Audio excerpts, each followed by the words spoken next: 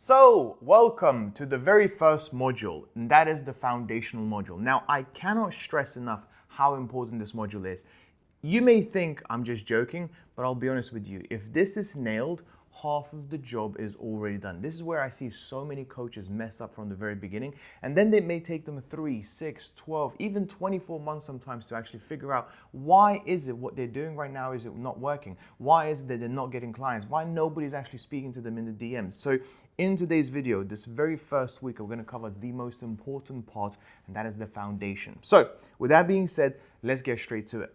Number one, the very first thing that I want you to be clear on completely is who is it that you are helping and who are you helping them with, okay? So to give you an idea, I want you to fit in basically a sentence, right? I help X with Y so that they can Z. Now, before I go any further, please excuse my handwriting. As you can see, it's going to be terrible, but I hope you will get an idea as to what exactly I'm talking about. So, as you can see, I help X, as in who it is that you help, with Y, what is it you help them with, so that they can Z. What is the ideal outcome that you're going to portray to them, okay? And this, if it takes you an hour to figure out, great. Believe it or not, for me, it took 2 months because I kept on refining time and time again. And this is what I came up with at the very end. I'm going to give you a few examples. So, first of all, I help coaches get more clients so that they can leave their 9 to 5 and do it full time. Okay? Can you see how important this is? Because at the end of the day, I could have helped agencies. I could have helped celebrities. I could have helped influencers. I could have helped pretty much anybody with social media. But no, who I was helping was coaches, online coaches, people who have information that want to help others, that want to coach others. And this is crucial, okay? Because I see so many people out there say, hey, I just want to help anyone. I just want to help everyone. And the problem is this, the way you speak to a 18-year-old boy is very different than the way you speak to a 50-year-old woman, okay? The language is going to be different. The topics are going to be different. The way you come across in your messaging is going to be different. So therefore, figuring out who it is that you're trying to help at the very beginning is super important. Now, to drive this point a little bit further, I'm just going to give you a few more examples, okay? So I'm just going to go here to the right-hand side, and I'm going to give you exactly what was mine and a couple of my students as well, that gave them clarity as to what they're doing, okay? So first up is I help entrepreneurs start their Amazon FBA business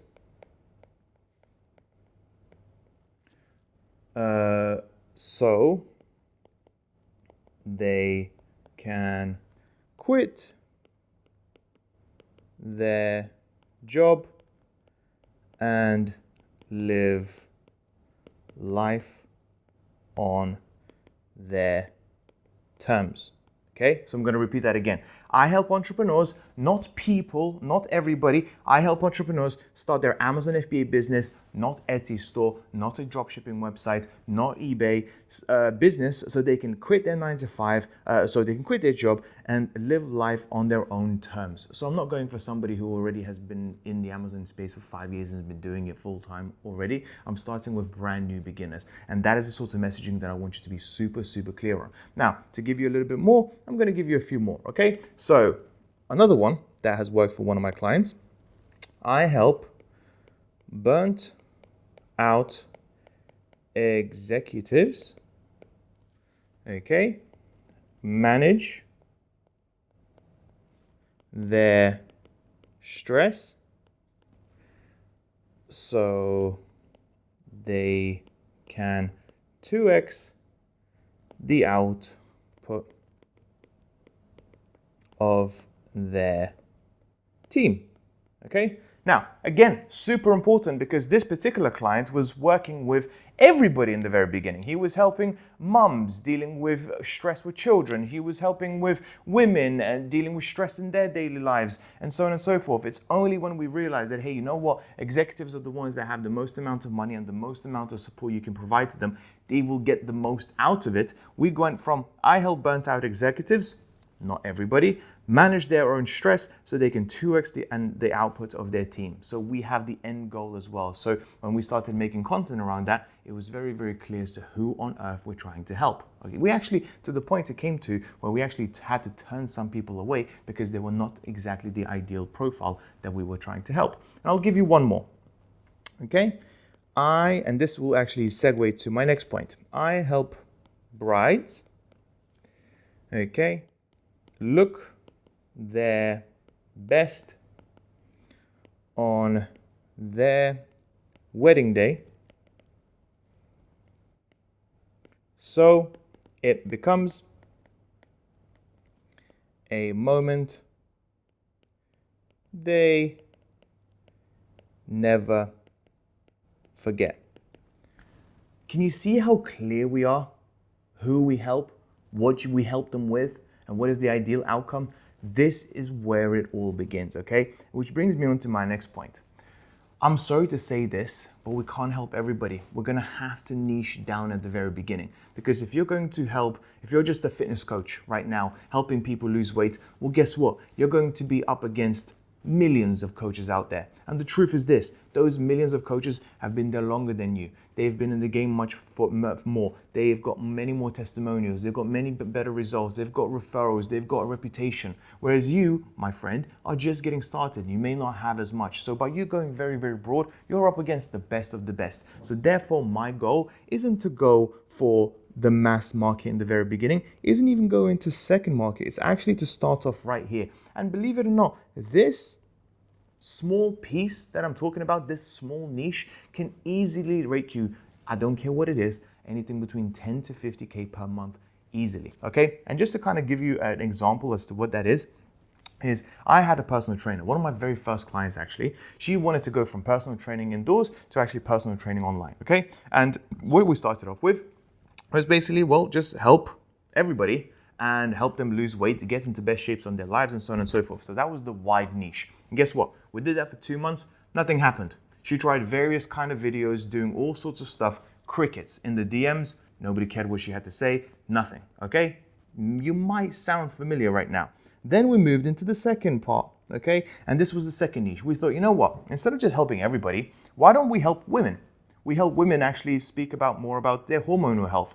Maybe speak about how to be more comfortable in front of the gym. Maybe sound more comfortable, like how to be comfortable doing weightlifting exercises, the ones that actually get you into proper shape. So now the niche has gone down a little bit, and therefore we were much more targeted within the niche that she's in. And that did get attention, okay? That did start picking up a few comments here and there. We started getting a few DMs. There were a few sales calls that came through, but it still didn't feel right. We felt like we can go even further. And this is where, at the end of the day, it ended up with, I help brides look their best on their wedding day so it's a moment they'll never forget. Now, instead of us just speaking about women at the gym, no, we're talking about that particular moment, that particular time of their lives, how they're going to look their best in their wedding day, what kind of diet they should be on 3 weeks out, 2 weeks out, 1 week out, how to look good on pictures, how to do their makeup, etc. Because she was so focused on brides, okay? And guess what happened? When that happened, her revenue went through the roof. It went from 2K a month to 10K plus per month, because all of a sudden now, the brides who just got engaged and wanted to lose weight, she was talking directly at them. She was talking exactly what they wanted to hear, and they didn't care what kind of price she was charging because they knew that she is the exact person that they wanted to work with. What's better is even further. We actually started getting referrals and a lot of business from flower shops. We started getting business from wedding venues. We started getting business a lot from referrals because, hey, this bride got into a great shape. All of a sudden, she's speaking to her friends who obviously complimented on how she was looking. And now you get more and more, okay? So be known for something, but it has to be niche. It has to be specific, because if you go for everybody, you end up reaching nobody. Okay, now, hopefully, I've driven that point across, so then we'll keep on moving, okay? And I will give you homework to do this as well, because we cannot move on to the next module until this is completed. Next up is, what is your authority? Okay? And slash credibility. Sorry, my handwriting is absolutely terrible, but I hope you get the idea. Here's the truth. When people watch your videos and they scroll for the very first time, the very first question that they will ask is, why on earth should I listen to you? Who are you, right? And here's my point. If I and Warren Buffett gave you investment advice, happens to be the exact same investment advice, who are you going to listen to? Most likely it will be him, not me. Why? Because he's been in the game for 50, 60 years more than I have, even though the advice is exactly the same. So therefore, the messenger is more important than the message. Who you are and why they should listen to you is more important than what you actually have to say. So therefore, you have to be crystal clear as to what you have achieved, what have you done in order for people to listen to you. If you haven't done that much, which is totally fine, but you have achieved the result yourself, then you have to scream it off the rooftops at the very beginning to get those testimonials, to get those results, right? So remember, it's not just good enough as to who you speak to, but it's also you need to tell them as to why they should listen to you. Now, here's mine, okay? My authority and credibility. I've coached over 500 people. I've made over 8 million in online sales. Okay, which I'm quite proud of, to be honest. I was on Business Insider. You can Google that. I was on Reuters. And I've helped a ton of people get the results that they've been looking for, okay? And that is plastered all over my social media, so it gives people an idea that, hey, maybe this guy should be taken a little bit more seriously. Now, am I being a bit braggy? Yeah, absolutely. But guess what? Being humble on social media doesn't really get you sales. So you have to be honest with how you can help these people, okay? Now, also, what's really important here, and this is not so much on the authority side, I think this is more on the credibility side, is you also have to think, when people are watching your videos, how are you coming across? And where are you actually shooting those videos? Because I have had a coach not that long ago who was actually ironically helping people make more money through Amazon FBA, and he was shooting videos in his shed with a terrible camera. How credible do you think that sounds? Not very, okay? Now, am I saying you have to shoot all your videos in a rented Lambo? Absolutely not. But you have to be aware of how you come across, especially in the money-making niche, okay? So therefore, be very crystal clear and sometimes even look for your own videos through a customer's perspective. Would they trust enough to buy from you? Because guess what? If you're going to be charging somebody $1,000, $2,000, $3,000, yeah, they're going to look for every single potential reason not to buy from you. And your job, my friend, is not to give them one, okay? So I hope that brings it home. Next up, ICP. I hope you know what that is, but if you don't, it calls for Ideal Customer Profile. We need to be crystal clear, just as to who we help. We need to double down as to who that person is and how much do we know them, okay? And to give you an idea, I will tell you exactly who I help and you will get an idea as to how crystal clear we need to be. Okay, so I personally help a coach who is 1 to 2 years in the business, okay? I also help coaches who are between ages of 25 to 45, okay? Then they are making between 1 to 5K per month in their business right now, okay? Then their problem is not enough leads. I am hopeful that you watching this video right now, you'll be related to at least some of this. Not everything, but at least some of this. So they are really complaining about not getting enough leads. They post a ton of content. Like, for example, some of the people that I have worked with have posted over 1,000 posts and they still are struggling, okay? They have no idea what they're doing wrong. They have no idea why it's not working. So what's going on? So they're confused. They do need help, okay? They don't like being on camera.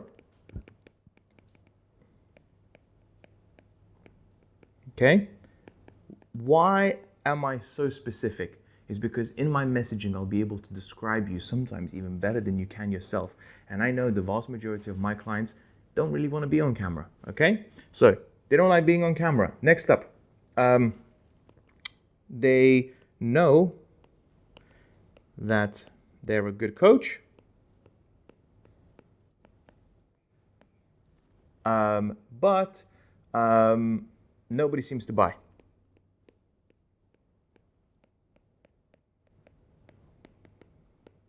Why? If they're a good coach, if they've been in the game coaching, maybe in person, why is nobody buying from them online? They're confused. They're better than a lot of the people on the internet right now that are giving terrible advice. They're the ones that actually have the right knowledge from real world experience, and yet nobody seems to listen to them. Why is that the case? Okay? And also, they look for advice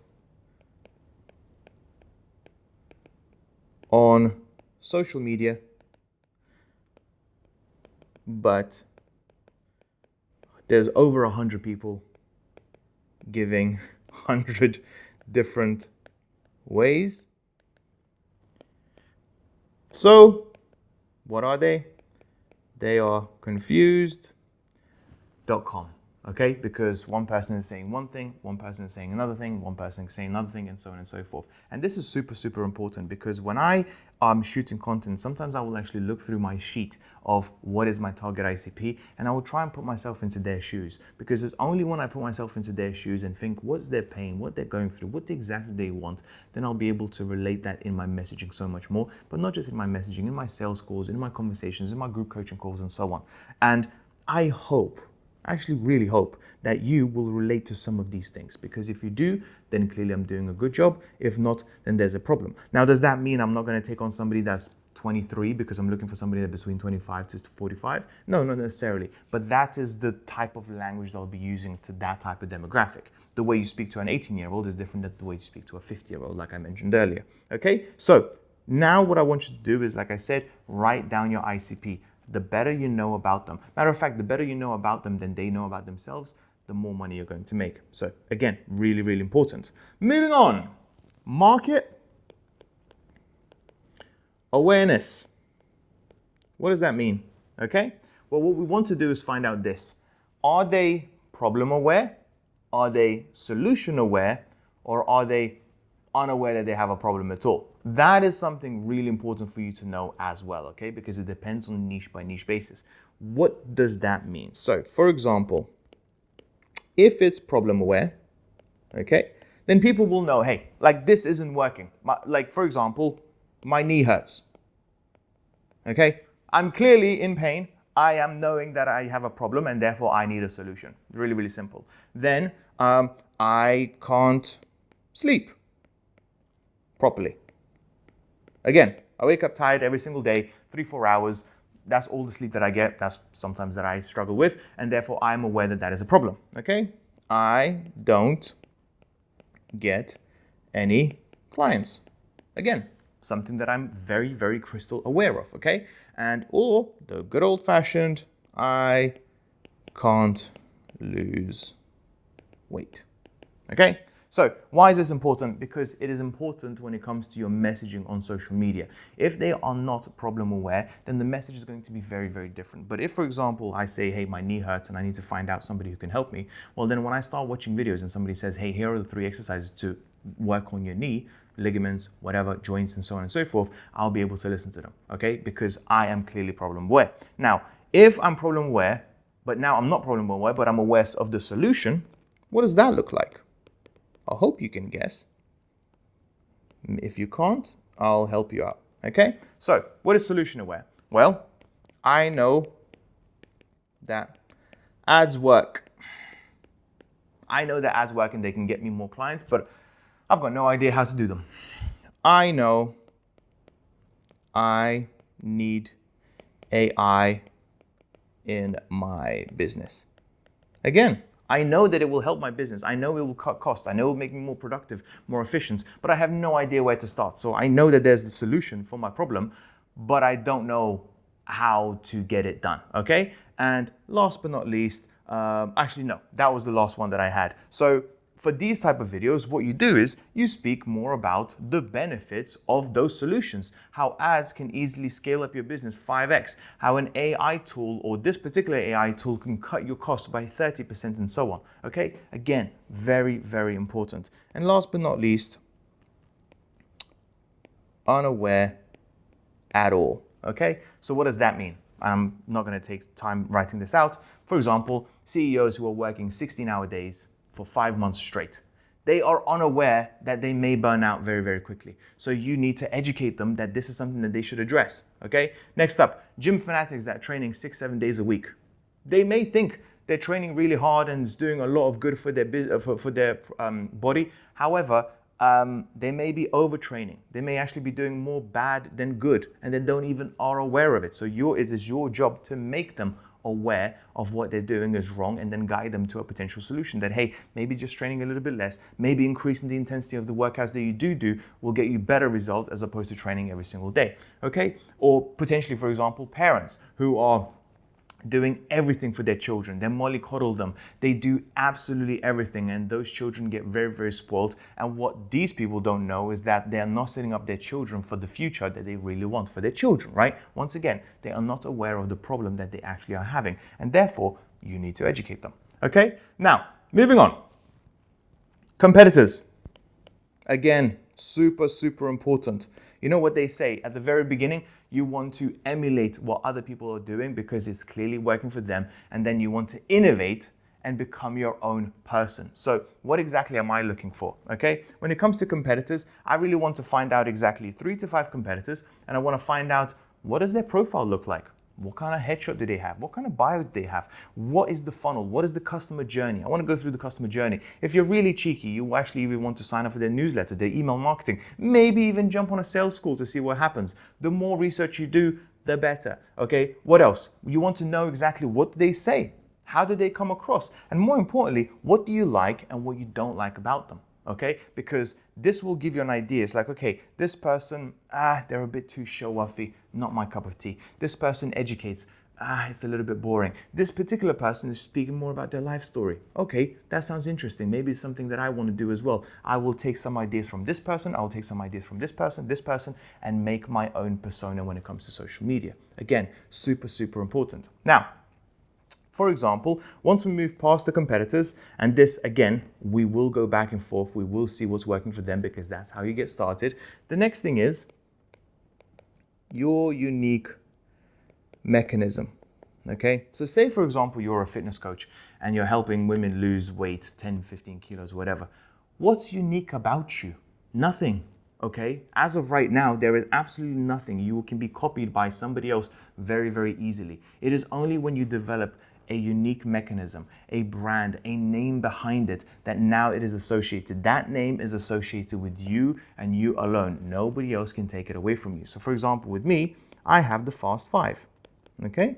Basically, a very simple structure where you will get your very first 5 clients as quickly as possible. Guess what? Nobody can take it away from you because it's connected to me, myself, and I. Okay, and if somebody else uses that exact name, people will call them out very, very quickly. So what you want to do is think, what can I come up with like a unique solution, a unique mechanism? It not necessarily has to be very different from everything else in the market, but it needs to be associated with you and you alone. Okay, super important.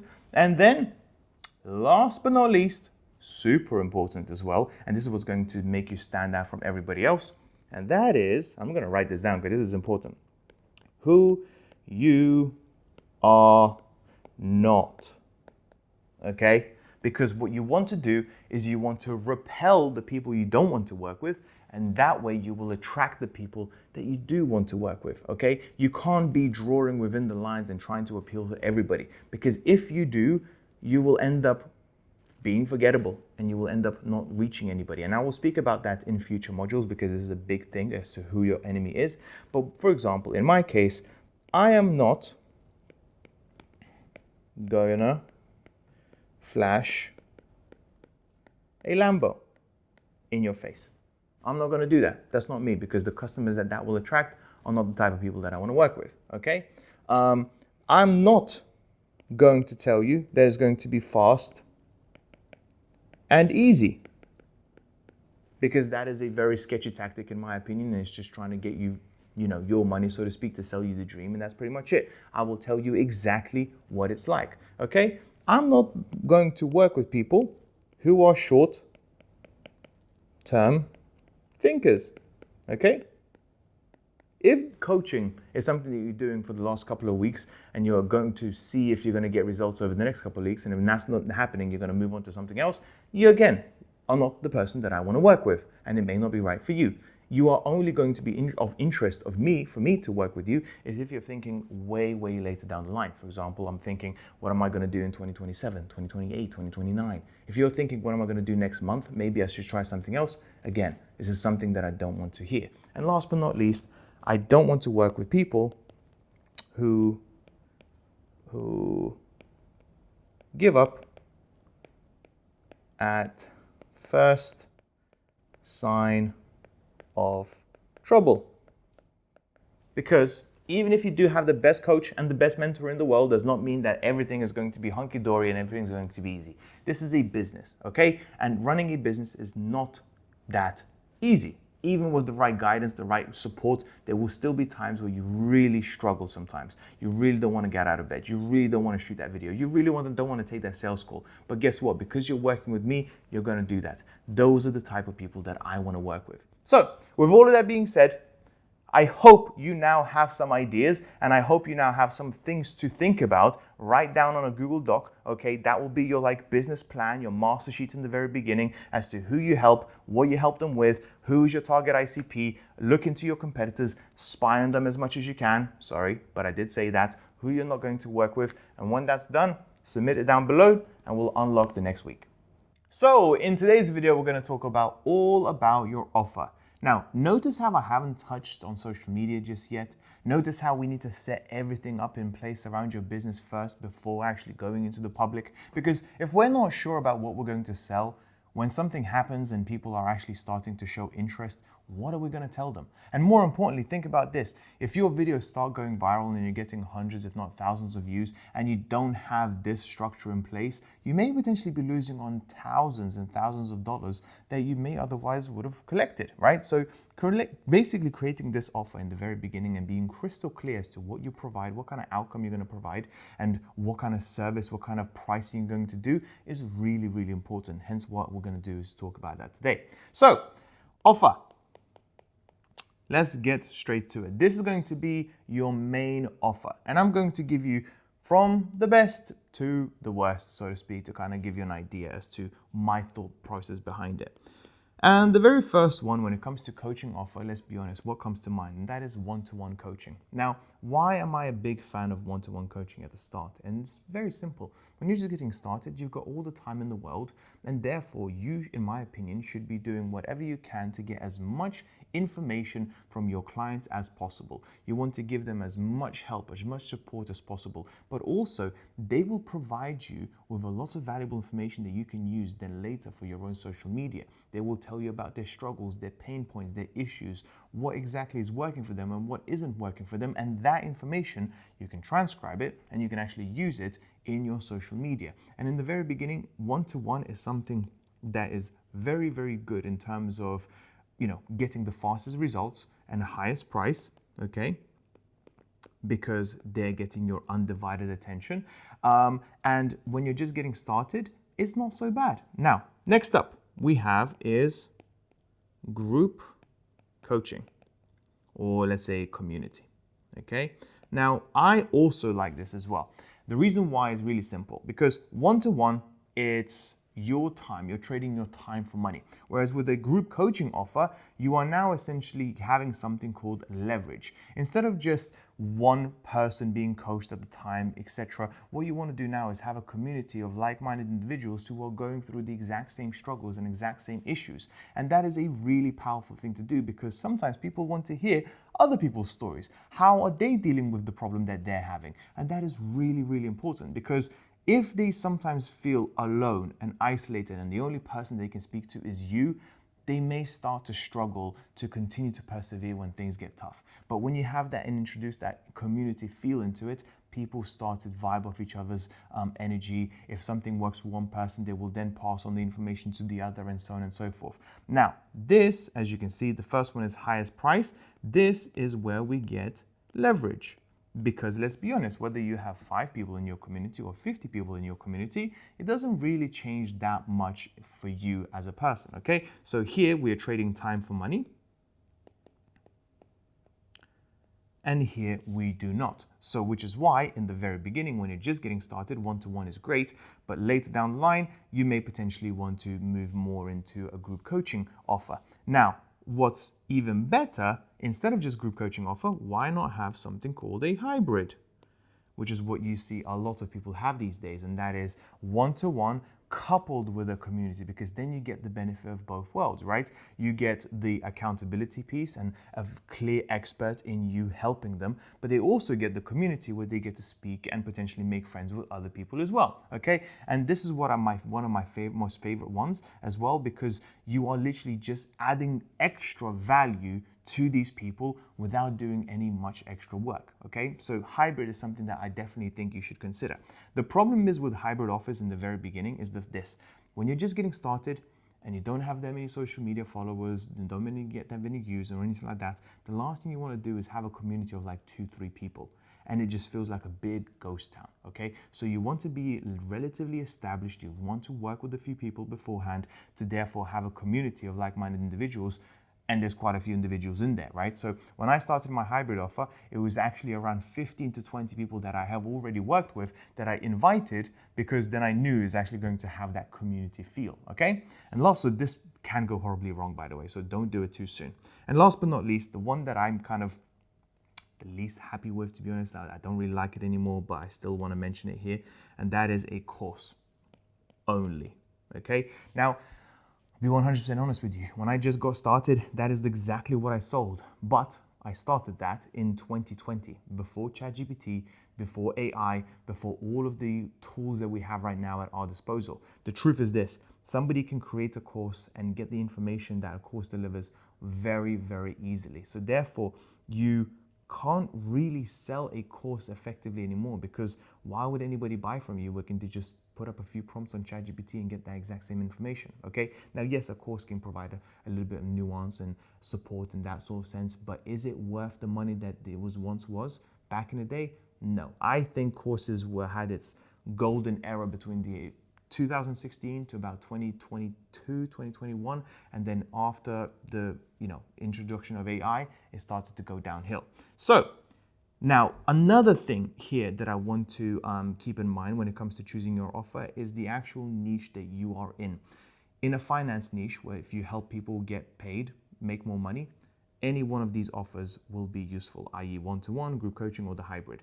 If you are helping them lose weight, I think also, especially the community, will be really useful. But for example, on the mental health space, for example, when somebody, is going through deep emotional trauma or something like that, or they're struggling with stress, they may be very interested in the one-to-one space, but they're not really interested in the group or the hybrid offer, because they're really worried about speaking about their own struggles and traumas in front of a group setting, in front of strangers. So keep that in mind. It may sound like a hybrid offer is amazing for most people, but it really depends on your niche, okay? So that is your main offer. Now, should it be your only offer? No, but we'll come back to that. Before we move on to next, okay, we need to speak about this. So if it's one-to-one, there are a couple of things that I want you to consider. Number one is length of time, okay? One of the biggest mistakes that I did, believe it or not, is the fact that I said, hey, my one-to-one in the very beginning when I started is going to be a whole year, okay? You're going to work with me for a whole year. And I thought, that sounds like a lot of value. People get to speak to me for a whole year, for 12 months. If they want to take a month off, not a problem. I thought that would be really valuable. I was wrong. People did not care at all. What they cared about is how likely is the outcome going to come out of me working with you. And matter of fact, if I can get the outcome in a shorter period of time, I'd rather have that as opposed to over a 1-year period. So I had to drop that down. And right now, my personal advice is never, ever, ever anything to go over 3 months. Okay, it's really that simple. You should be getting some sort of positive outcome for your clients within the 3-month period. If not, you need to change that. You need to look into it. Next up, calls, okay? How many calls you're gonna do? Is it one a week? Is it one a month? Is it one every 2 weeks? This is also super important, and it depends on your availability and your schedule. Now, one call a week sounds like a great idea, but think about it. If you all of a sudden now have 10 clients, 15 clients, 20 clients, you're gonna have to do 20 calls every single week. And you may think it's easy, but coaching people on a one-to-one basis, back to back to back to back, is not that easy. It's not that simple. So you need to think about what is scalable for you and your situation. If this is like something like you're doing on a part-time basis, then you really may want to limit how much live one-to-one calls you do with your one-to-one offer, okay? Next up, support. Okay, this is really, really important because you can do WhatsApp support, you can do Telegram support, you can do Slack support, you can do email support, okay? Now, when I started, I was quite stupid, I'll be honest with you. When I started, I thought, you know what, I'm just gonna give everybody WhatsApp support because then they will be able to respond to me as soon as possible and it's all gonna go great and they're gonna really value it. And they did, so much so that they started messaging me on a Saturday evening about whatever it is that they wanted me to ask, and then they expected a response pretty much immediately because they saw that I read the message, okay? You gotta be really, really careful. Now, I'm not saying WhatsApp support is not a good idea, I think it is, but I definitely think you should be compensated adequately for it because they're going to get the fastest response time ever, given that you are naturally going to be basically looking at them as a priority VIP client, okay? My personal, much better offer would probably be something like a Telegram support where you actually segment WhatsApp, personal, Telegram, business, or email support, okay? Where you actually support people via email once every single day. The one good thing that I did with my Amazon FBA coaching offer for a very long time is I told everybody, email support and I'll respond to you within 24 hours. And what I did is every Monday, every Tuesday, every single morning, essentially, I would go through my emails and I would just respond to every single person. And that was like my to-do list. And once the emails were done, they were done. And it was really good because I was able to respond to them and support them in my own time, under my own time schedule, as opposed to running onto somebody else's schedule at all times. Also, the problem is with WhatsApp support is when you respond to somebody within an hour, you are basically teaching them that this is the response time that they should be expecting. And I don't know about you, but I like to have my own life too. Hence why, keep this in mind. Then, next up, you need to think about what is going to be the structure. Okay? If you're going to do one-to-one, is it going to be week one audit and then a set plan each and every single week? Or is it going to be execution and then feedback? Execution and then feedback. Like, what is it going to be? Is it going to be something where you listen to their situation and you plan it out and follow through? Or is it going to be daily tasks they do, and until they finish that daily task, you will continue to circle back to it until it gets completed? So make sure that that one-to-one offer still has some sort of structure that you and your clients are going to follow. Because otherwise, one client is going to do one thing, another client is going to do another, and for you to keep up on top of every single person is going to be quite difficult, and therefore the value of your service is going to start to suffer. So what I really want you to do as part of the homework of this is actually just map out every single week that your client and the roadmap and the blocks that they're going to get in the process that you will help them overcome. Like, what is the kind of roadmap that your client is going to go through, okay? Now, most importantly, what I want you to do over your one-to-one offer, and that is write down the outcome, okay? At the end of the day, what is the result that they're going to get and they're going to walk away from working with you on a one-to-one basis? That right there is what's going to sell your one-to-one offer. Because believe it or not, people don't really care about the structure. They don't care about the level of support. They don't care about the amount of calls. They don't even care about the length of your program. What they really care about is the outcome and the result. If you can promise them, near enough guarantee them the outcome in just one call, they will take that over 12 calls every single time. Okay, so focusing on the outcome and the result is by far the number one thing that you need to do, okay? And most people kind of forget about that. They focus more on all of this sort of stuff where the customer doesn't really care, okay? Now, next up, group coaching. Again, something really important for us to figure out. Okay, so first of all, with group coaching, what are you gonna do? Is it gonna be weekly calls? Is it going to be bi-weekly calls? Is it going to be one call a month, and so on? Because here's the reality. If you do weekly calls, the attendance will start to diminish because it's no longer a exclusive end every single week, unless it's a very, very big group. If it's every single month, then it's going to be a big group, absolutely, but they feel like, we would like to see each other a bit more often. Maybe you want to do bi-weekly calls. So it really depends of trial and error as to how much you want to do. In my personal opinion, what you should do is when you do start a group coaching, you should start with a monthly call.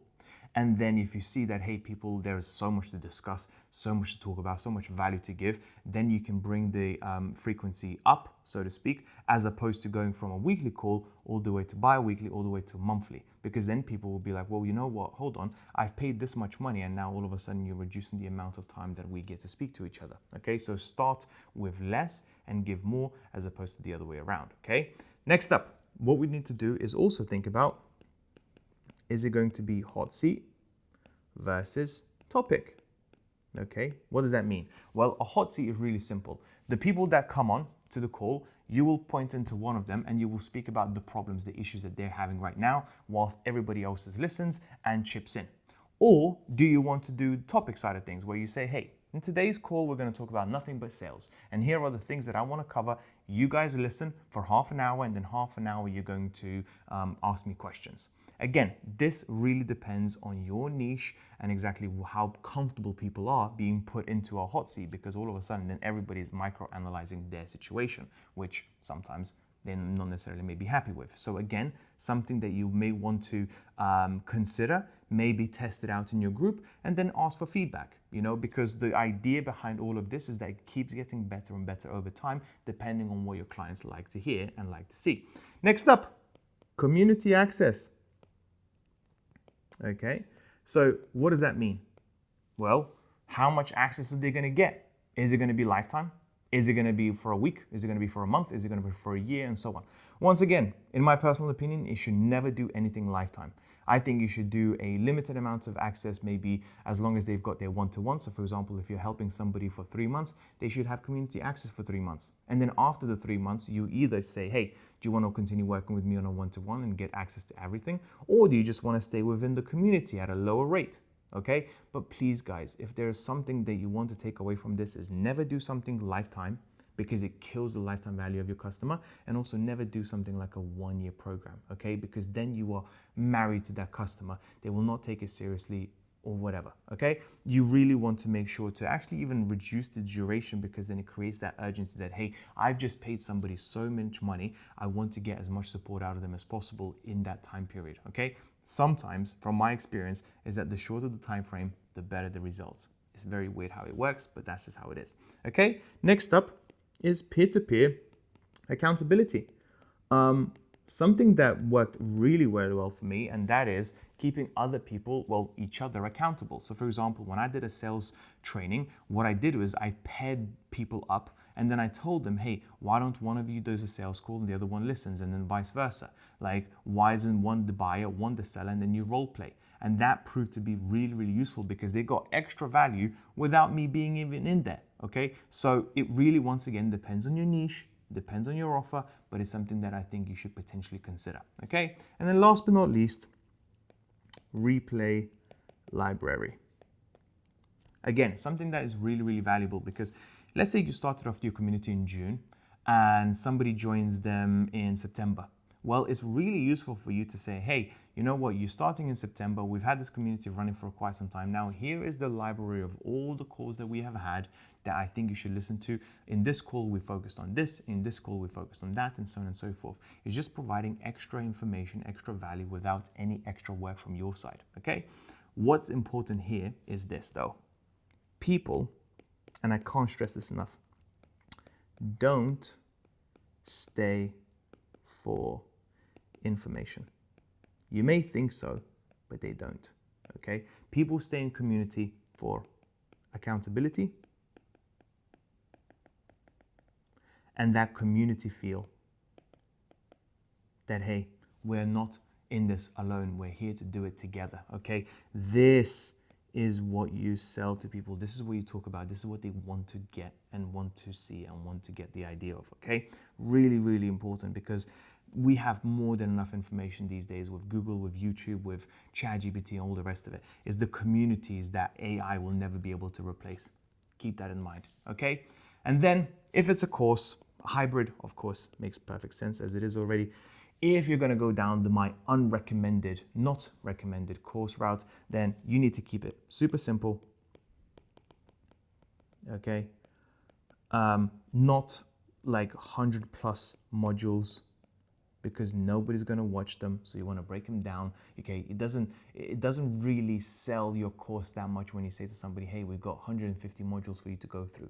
Most people will just feel like, oh my God, is that how much time I'm going to have to spend on all of these sort of things? You just want to break them down, and you want to keep it in as digestible as possible, with one clear outcome every single call. Like for example, with this one right now, we're just speaking everything about your offer. I'm not breaking this down in 20 different segments for you to watch 3 minutes each, okay? It's really, really nice and simple.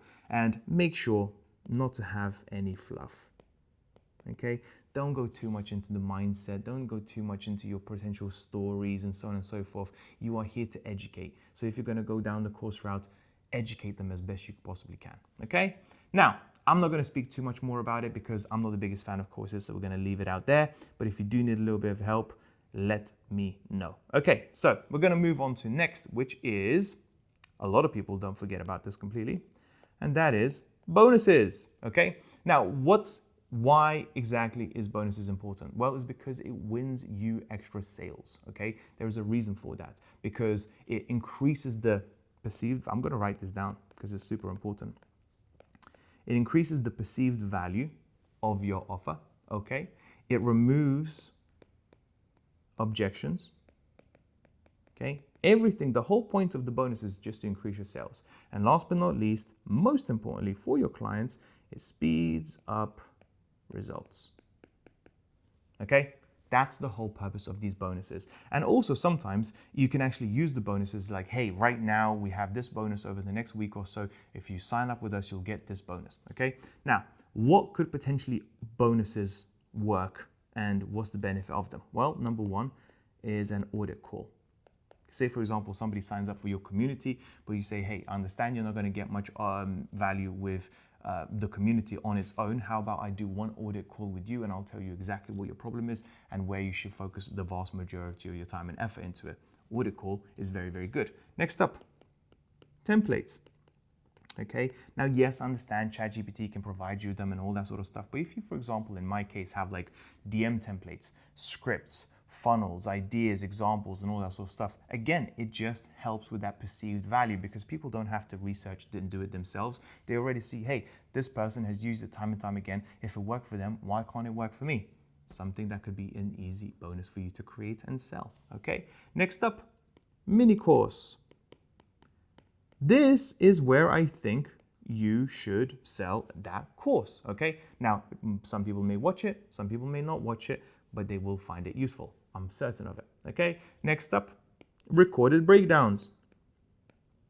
Okay, so for example, if somebody is struggling with a certain part of their, I don't know, health problem or something like that, what you can say is just, hey, this is the main struggle that most of our clients tend to have. How about you listen to this video where I break it down step by step, that I think you will find it super useful because it's targeted to people exactly like yourself. So people now don't have to search around YouTube, hey, is this video going to be good for me? Is this video going to be good for me? No, it's right there in front of you. You're just making it so much more convenient for them. Again, a very valuable bonus. Next up, for example, let's say fix your funnel review. Or fix your listing for an Etsy listing, or fix your Amazon FBA product, or fix your this, or fix your that. Something fix your problem right now as a bonus, okay? I will give you this to fix this particular problem that I know you're struggling with right now. Again, something useful. And then last but not least, let's say, for example, a sales call script or like a review, okay? So say, for example, what you can do is say, hey, I'm not going to give you an audit call, but if you send me this X, Y, and Z, I'm going to review it for you. I'm going to give you that diagnosis that you may potentially be looking for as a free bonus, okay? And what's important is this. Bonuses, most importantly, are there to reduce friction, okay? And increase the potential perceived value of your offer and increase the chance of you actually selling that offer. And sometimes it's the bonus that is that little last thing that is needed for your customers to make that decision to, you know what, I'm gonna buy from that person because they're going above and beyond with their main offer and now their bonus. Okay, now moving on to, I don't know why do I have to keep scrolling here, guarantees. Okay, first of all, really simple. The whole point of a guarantee is really simple, and that is when somebody buys from you, all of the risk is put onto them. They've just paid you a lot of money that they may have spent a long time saving, okay? They have taken on the risk and now it's up to you to deliver. So there are a couple of types of guarantees. First of all, you can just give no guarantees whatsoever, okay? Very weak. And in my personal opinion, the only people that can do that are those that have got a very high authority and already been in the game for a long time. Next up, we have time guarantees. What does that mean? Well, this is where you say, hey, I'm going to work with you within 90 days, and if you don't get this potential result within 90 days, I'm going to work with you until you get it, okay? Really simple and really straightforward, and it's actually quite powerful as well because it gives you that sort of balance of, hey, as long as you put in the work, I will be there for you until this outcome is achieved. And then last but not least, results guarantee. And this is how one of my clients did extremely well. And what happened is this. Most of the people in his niche, he was an Amazon FBA coach, they said, hey, I'm going to work with you for 3 months. I'm going to work with you 6 months, a year, whatever. What he said is this. I'm going to work with you until you reach 100,000 in revenue, however long it takes. Now, this is a very risky one, but it's very powerful one as well. Because what may end up happening is that the people take their time, drag their feet, ask a whole bunch of questions, take a lot longer than you may expect. However, in some other niches, results guarantee can be really powerful because now you're all of a sudden saying, hey, you know what?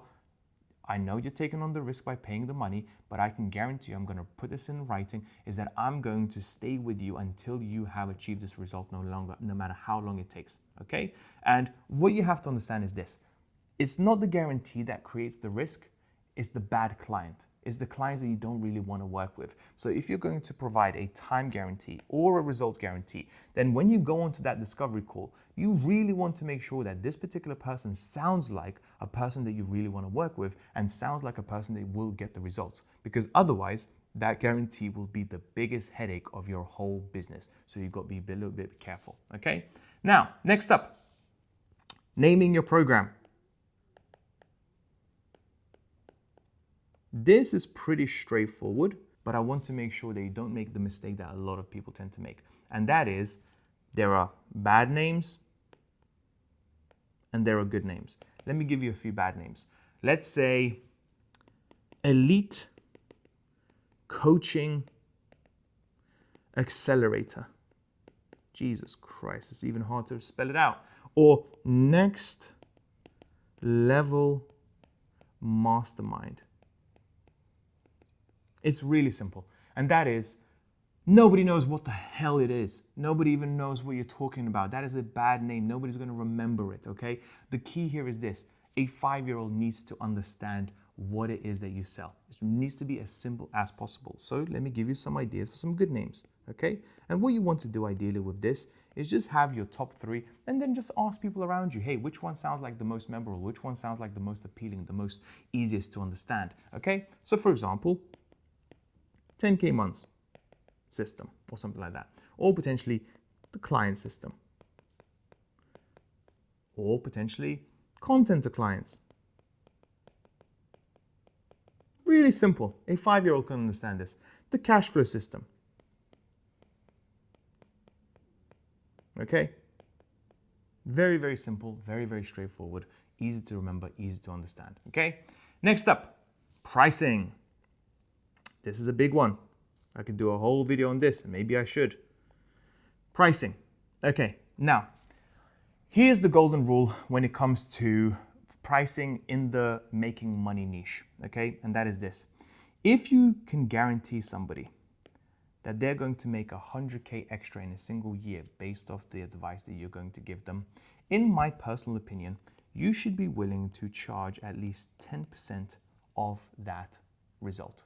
Meaning, if you're helping somebody to reach 100K in a single year, then I think it's quite reasonable for you to charge 10K for that service. Think about it. From a customer's perspective, if I give somebody 10K and they help me make an extra 100K, that's not a bad return on investment. Believe it or not, I did something better for someone. I helped them get 227K in a single year, and I charged them 10K for that service. That was not 10%.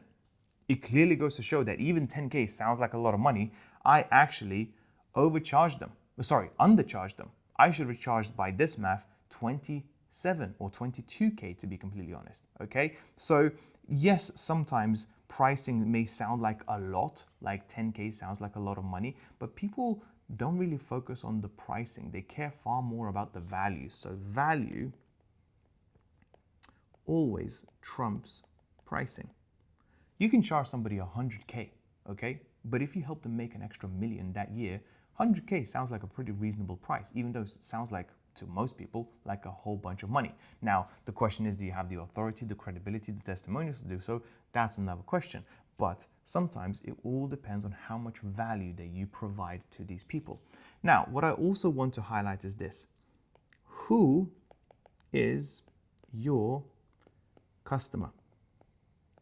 Okay, let me give you an idea. Let's say, for example, you are a stress coach. Okay, now if you're a stress coach for stay-at-home mums and you help them with dealing with stress with their children, how valuable is that service? Pretty valuable, for sure, absolutely, and I'm sure you can charge them a decent amount of money. But what if you're a stress coach and you are helping managers or CEOs make better decisions, so therefore the money that they make in the company is a lot higher? Well, now all of a sudden that same advice, that same program that you provide to a different audience segment will provide a much higher value. So sometimes you can charge much higher price for the exact same product or service just because your audience is different. And you need to keep that in mind, okay? Sometimes it's better to just go for the higher end on the market because they will extract the most amount of value out of the service that you provide, and therefore you'll be able to charge them the highest possible price, okay? Really, really important when it comes to pricing. Always keep in mind as to who it is that you're actually serving, okay? That's number one. And last but not least, let's say you're just getting started.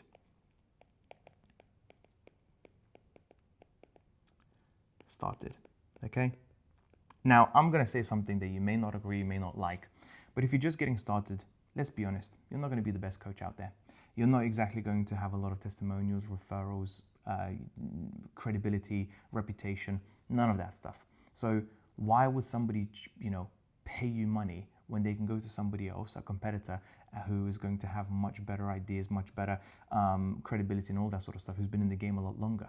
So therefore, in the very beginning, if you're just getting started and you want to get your very first 5 clients, I'm sorry guys, but I'm a big fan of just doing it for free.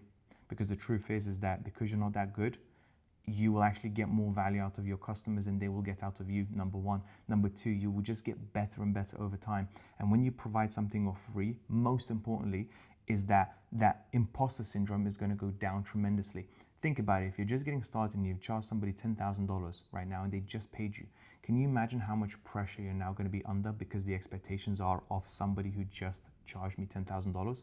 But when you're charging somebody nothing, all of a sudden, well, the expectations are pretty low as well. And now you get to coach them at your own pace. And if there's a problem or something, an issue, you've got nothing to lose because you didn't charge them anything. Now, does that mean it's forever? Of course not. But for the first month, for the first 6 weeks, absolutely, in my personal opinion, okay? Again, we can go back and forth and debate on this, but I think it's better to charge free and make that step as opposed to charge a lot of money and take a few steps back before you take the one step forward, okay? All right, let's keep going. Now, the next thing I want you to do when it comes to your offer is think about the objections. What are the main objections that your potential customer is going to have when it comes to actually buying, okay? Now, some of them is, I don't have time, okay? That's the first one. I don't have money. Classic. I tried it before. Didn't work for me. What if it doesn't work?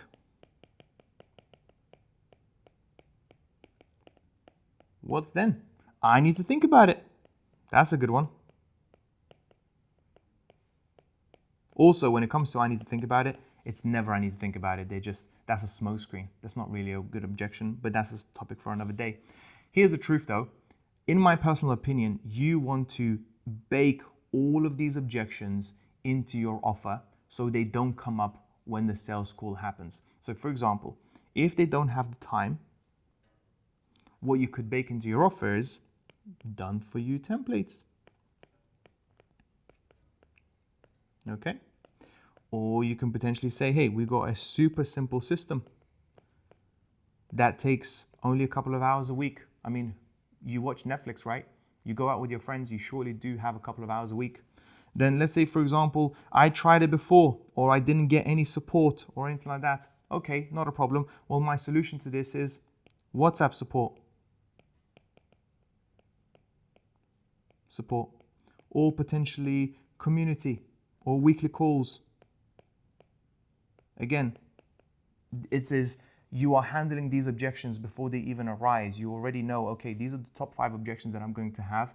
I'm going to tackle this with this. I'm going to tackle this with this. I'm going to tackle this with that, and so on and so forth. So on a sales call, if somebody throws one of these at you, say, I completely understand that. This is why we created such and such and such.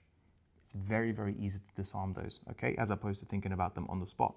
Now, another thing, really, really important, not that many left, is what you really want to do is have something called a comparison table. This is what I sometimes do with my clients before they sign up, and I just want to do 3 types of things. Okay, let me show you. So this is what happens if you work with me. This is what happens when you work with the competitor. And this is on your own, okay, on your own, right? So me, these are the rows. What kind of level of support are you going to get from me? So for example, with me, you're going to get one-to-one support. With your competitor, you're going to get group support. By yourself, none. Okay? Speed.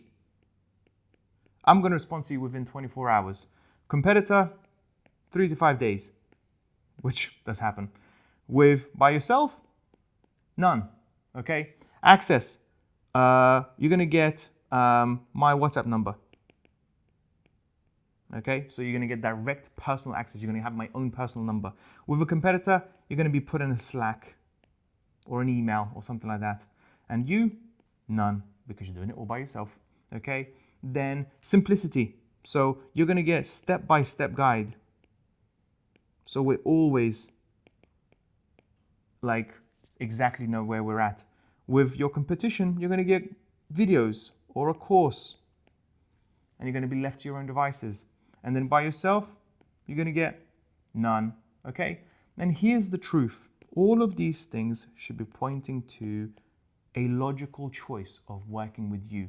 This is a very, very simple comparison table that is super effective, because then they can see, hey, this is what you get with me, this is what you get with somebody else who's been in the market for ages and not going to get you that much value, and this is what you're going to get all by yourself. It makes sense to work with me. Everything nicely laid out. This is probably one of my biggest hacks when it comes to getting clients on board. Okay, only a couple more things. Matter of fact, last one. Payment structure. Okay, there are 2 types of payments. PIF, which is paid in full, and then installments. And it's quite funny because I've had installments, as you can see. Some of my clients say, okay, you can either pay $3,000 up front, or we can break it down into 3 payments of $1,000. Well, who in their right mind is going to pay the whole $3,000 up front straight away? Nobody, because there is literally no difference in the amount of money that you spend overall. So you have to be quite interested and kind of creative with this, because you ideally want to, most of the time, get more PIFs than installments, but it's completely up to you. So let's say, for example, you are going to charge somebody $3,000 for paid in full. Well, in my personal opinion, if it's going to be installments, then it should be $3,600. because you add an extra 20% because now you have to chase the payments. Sometimes they may not pay on time. You have to go back and forth, blah, blah, blah, all this sort of stuff. And that sort of hassle should be compensated for. If you're going to go to buy a car, they will expect to pay more in installments as opposed to paying all the money up front right away. So therefore, this should be a pretty logical thing to ask for if they want to go for installments, Then if you're going to go for installments, make it more easier for digest the money for you, then fair enough, but it's going to be slightly higher. Here's the truth though. Payment plans, okay, they increase conversions. Okay, and PIF, they increase cash. I don't really think one is better than the other. If I had to choose between the two, I'd probably choose PIF because I just want to see the cash there and then, even though it's a little bit less. But some people like to have, okay, I'm going to have this amount of payment plans coming in over the next few months. Therefore, I know that I'm not starting at zero at the very beginning of each and every single month. And that helps me sleep at night just a little bit better. So with all of that being said, I hope this was useful for you in order to create your own offer. Let me know what you think. Comment down below, and I'll speak to you soon. So week number 3. And in week number 3, we're going to do everything to do with your profile and your funnel setup. So in today's video, what I want to do is cover exactly how do you appear on social media, because that is super important. Here's the very first thing I want you to know that may actually blow your mind. When somebody goes onto your profile, they spend about 3 seconds, that is 1, 2, 3, to figure out whether or not they even will consider working with you. So having a very nice and clean profile from the very beginning is super important. Imagine this is your profile. Well, this is kind of like your landing page, your digital business card. And we want to make sure that it's as good as it can possibly be. So in today's video, what I want to do is cover the profile, but I also want to cover the landing page as well, which is crucial for your business. This is how people will judge what kind of quality service will you provide. And if you are skimping this, to be honest, and you're not taking this quite seriously, then it's going to be a problem later down the line. So with that being said, let's get straight to it. So imagine this is your Instagram profile. Now this can be done for LinkedIn or TikTok or any other social media platform because the concept is pretty much exactly the same. But I'm going to be using Instagram because that is the one that probably will relate to the vast majority of you, okay? So let's have a look at the very top. Here, what we want to do is we want to make sure that the name is simple and very, very clear.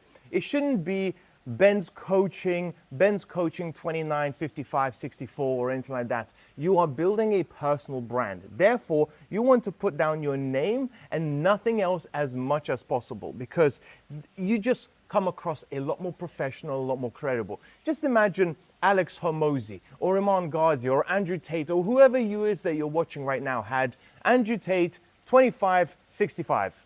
It just wouldn't be the same. Alex Hormozi 29. It just wouldn't be the same. You have to build a personal brand and you have to think about it long term. Now, here's also something else I want to say is that your name may not necessarily be the exact same name as it is on social media. Matter of fact, I would actually argue that it's better to have a different name so people can't really do and dig too much into your personal background, research, what you've been through, where you come from and all that sort of stuff. So come up with a name that is available across all social media platforms and most importantly is easy to remember. And in this my case, Ben Alistair seemed to be pretty good. Next up, profile picture. It needs to be clear, it needs to be simple, it needs to be straightforward, okay? So with here, as you can see me, smiley, zoomed in, very, very nice and easy to understand and really simple and kind of memorable as well. Because think about it, when I watch somebody's story or when somebody else's watches your story, this is tiny. So imagine that, right? It's really, really hard to actually see who it is and what exactly they come from and so on and so forth. You want to come across professional. What you also want to do is have a nice solid background as well, because if it's not a solid background, if I'm in the motion of doing something, then it will not be as professional looking. As you can see, this type of profile makes me look very, very professional. You can clearly see that I'm taking this quite seriously. And once again, look at the people that are at the top of the game. Every single one of them will have a very clean looking profile. That is really important, okay? Next up, as we keep going, what I also want you to do is make sure that you want to take out the background and you want to be smiling. There was one of my clients not too long ago that actually was kind of like looking down at people, or potentially like not really smiling, not really engaging, not really inviting. And you're never going to work with somebody who is not really inviting. So therefore, a nice smile goes a long way, even if it comes across a little bit unnatural for you, like it does for me. Okay, then this is the important part. Okay, this is basically where you say to people two things. Number one, you bring in your credibility and authority. Okay, so in here you can see $8 million in online sales and coached over 500 people. If you haven't done something as crazy or something as fancy or anything like that at all, just say about your own accomplishments. So if you're in the fitness niche, maybe you've competed somewhere. If you haven't competed somewhere but you've lost 20 kilos, say it. If you're a communication specialist, or like, for example, one of my clients is a communications coach, you know, how many people has she helped with? What kind of conference has she been a part of? Anything that provides authority and credibility, put that in there, because the one question that people will ask when they go onto your profile is, why on earth should I listen to this person? Hence why this is super important. Now, before I go any further, there's one more thing that I wanted to miss out on. Well, I didn't want to miss out on, but I did by accident. And that is how many people you follow versus how many followers you have. You always want to have the ratio in your favor. You always want to have more followers than the amount of people that you follow, because you want to come across from a place of authority. And this is a very, very small thing, but a crucial thing, because you want to be credible. If you are following 5,000 people and you only got 500 people following you, that will reduce the amount of credibility and authority that you have in your business. So always make sure that you have a lot more followers than the amount of people that you follow, okay? And I don't know about you, but I personally don't even know over 500 people, so that shouldn't really ever be a problem for me. Might be for you. Next up, helping coaches scale their info businesses 10K per month without big following. Learn how, okay? Super important, super, super crucial to make sure to get this right, okay? Because once again, remember, people will go into your profile and they need to know exactly what it is that you do and whether or not you can help them. And what's important here, and I can't stress this enough, is a 5-year-old has to understand, okay? If you are using, and this is the biggest mistake that I see so many people make, is that using very complex language. It kind of sounds like you're trying to compensate for something. It kind of sounds like you have like imposter syndrome or something like that, okay?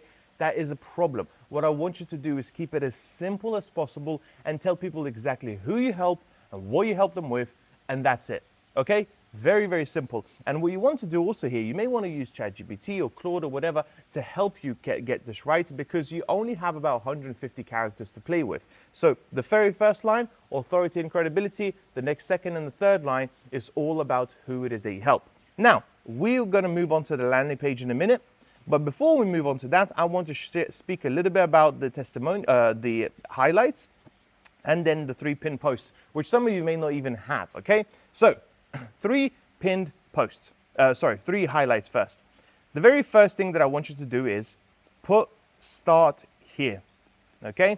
Start here is really, really simple. People will click on here and they will find out exactly what your unique method is. So,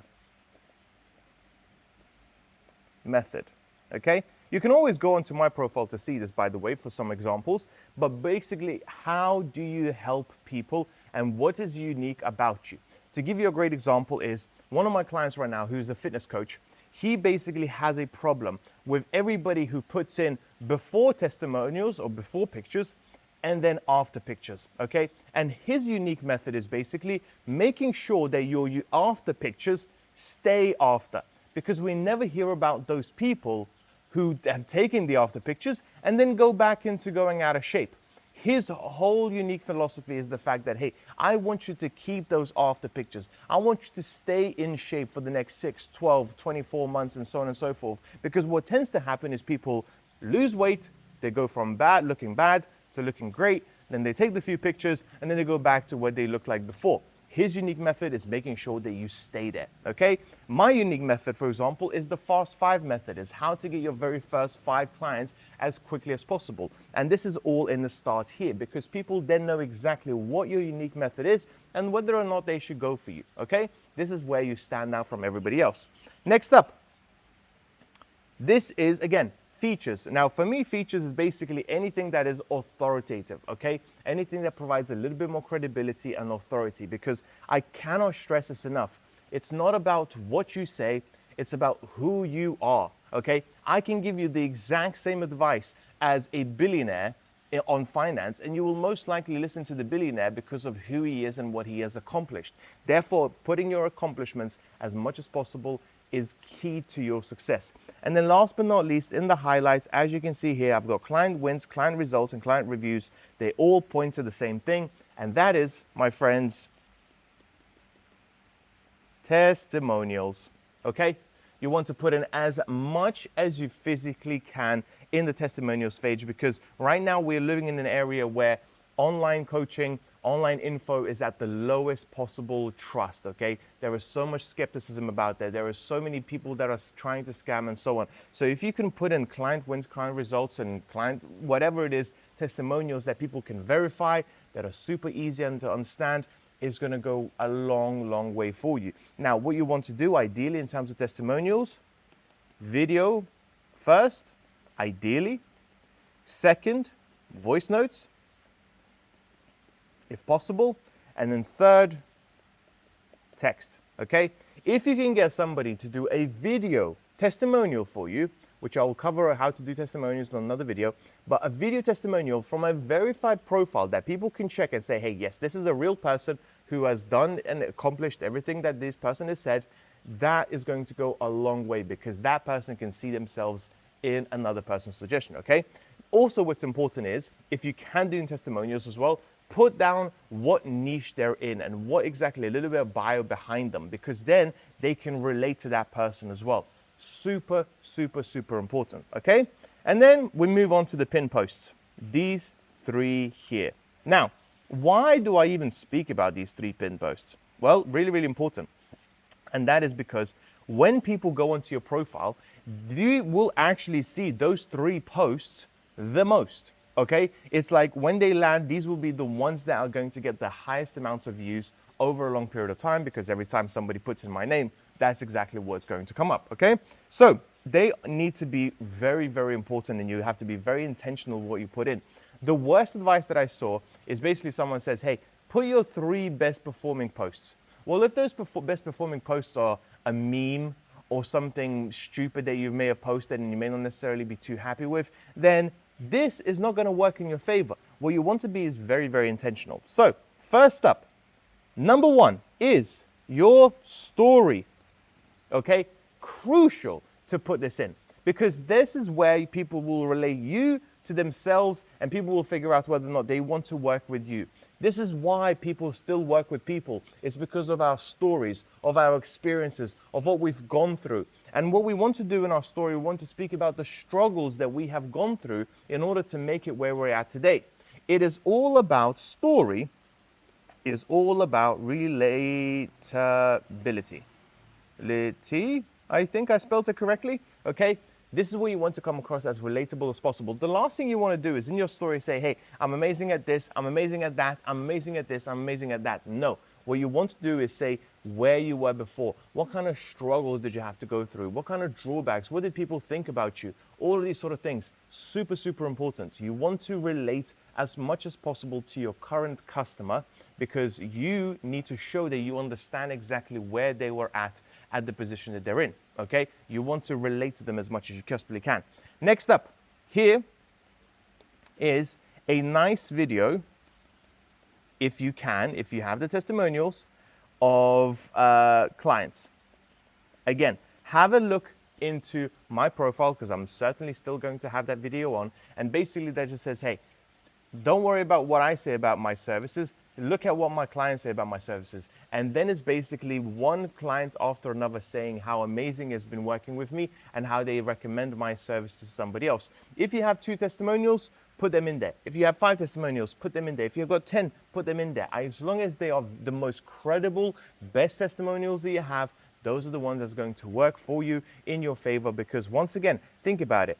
From a customer's perspective, they can see that you're credible. They can see what you do. They see client results. In the pin post, they see real people, real verifiable people that can be verified in the pin post. This clearly is a person who has been working on this for quite some time and can definitely help me. Okay, and then last but not least, once again, authority.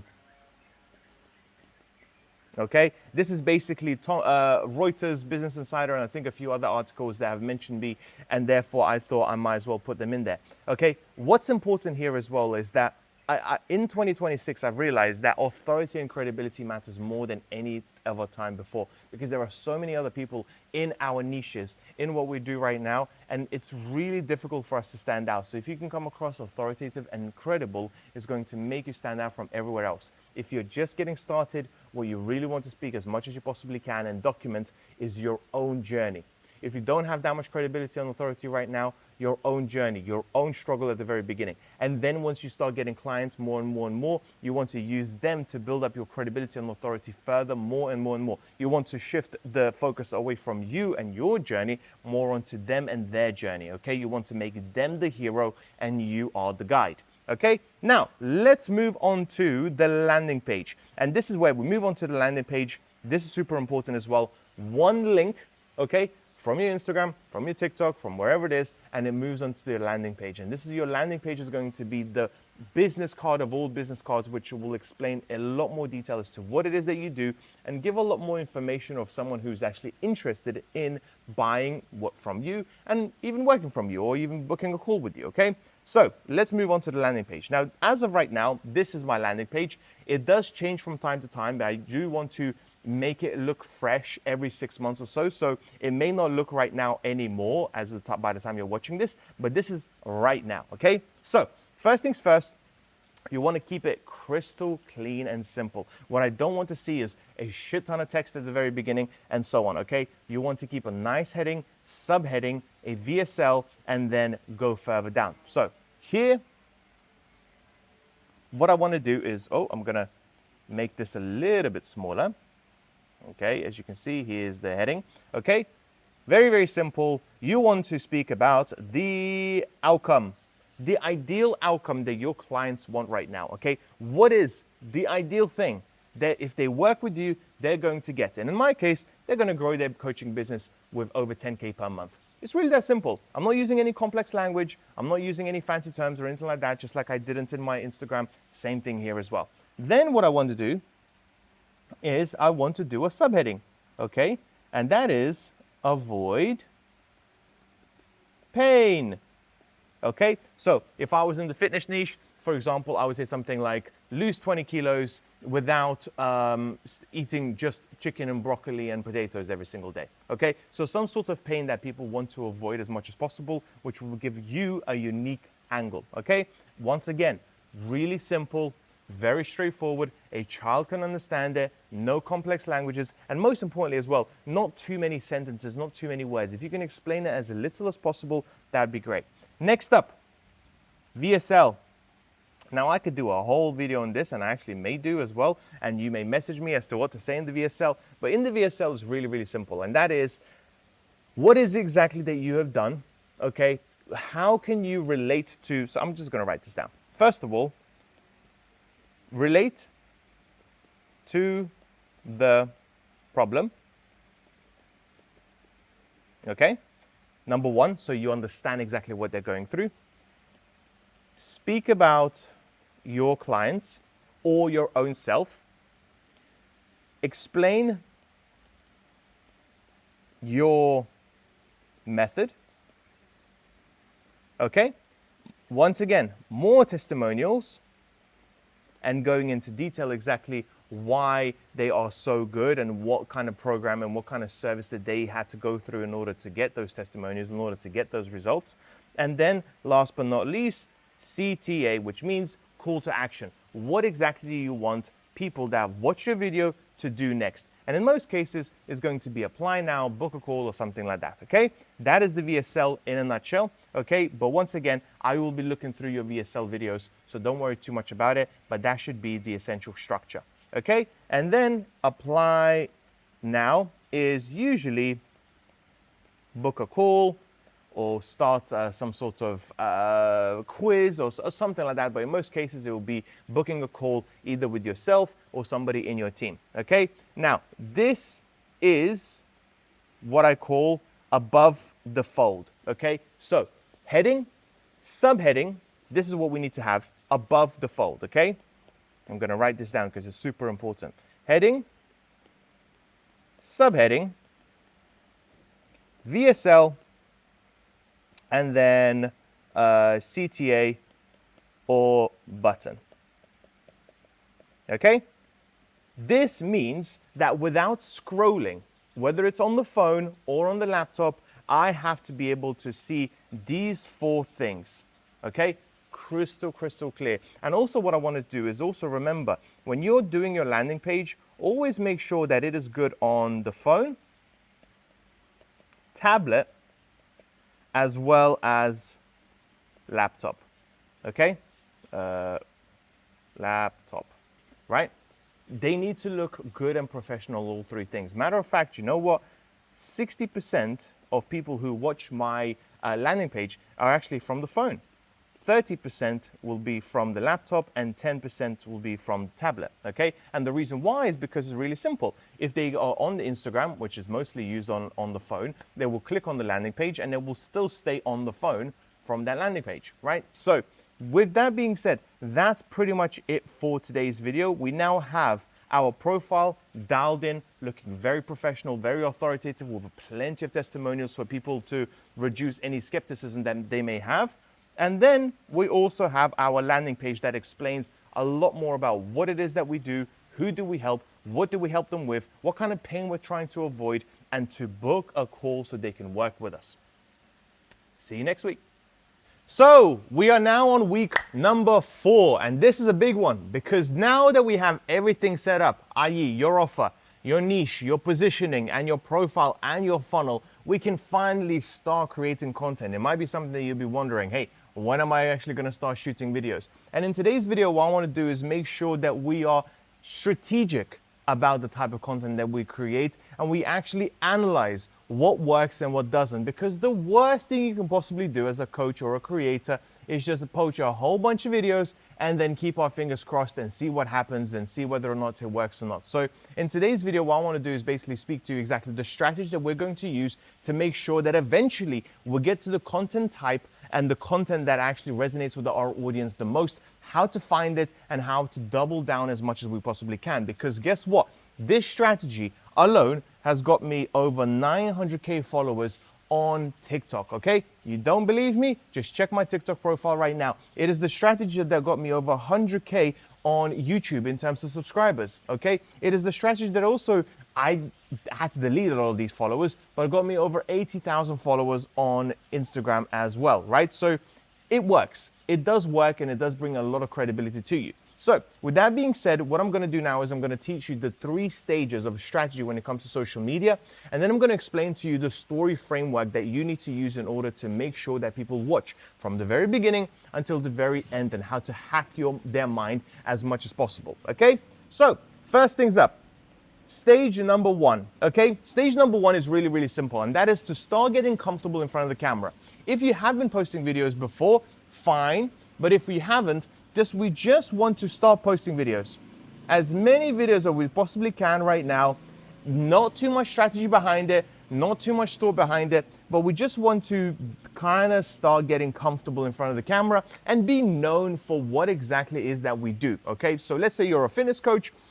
One video may be about food, another video may be about diet, another video may be about working out, and so on and so forth, okay? This is just all about getting volume out there, okay? Now, that doesn't mean you need to get 100 videos out there, but it needs to mean about 30 to 50 videos out there. And what's also really important is that with every single video, more of you comes out. The personality, the charisma, who you are as a person. Because guess what? The information that you will provide in these social media videos will most likely be very, very similar to what other people provide. So who you are is what's going to make you stand out from everywhere else. Okay? Then we move on to stage number 2.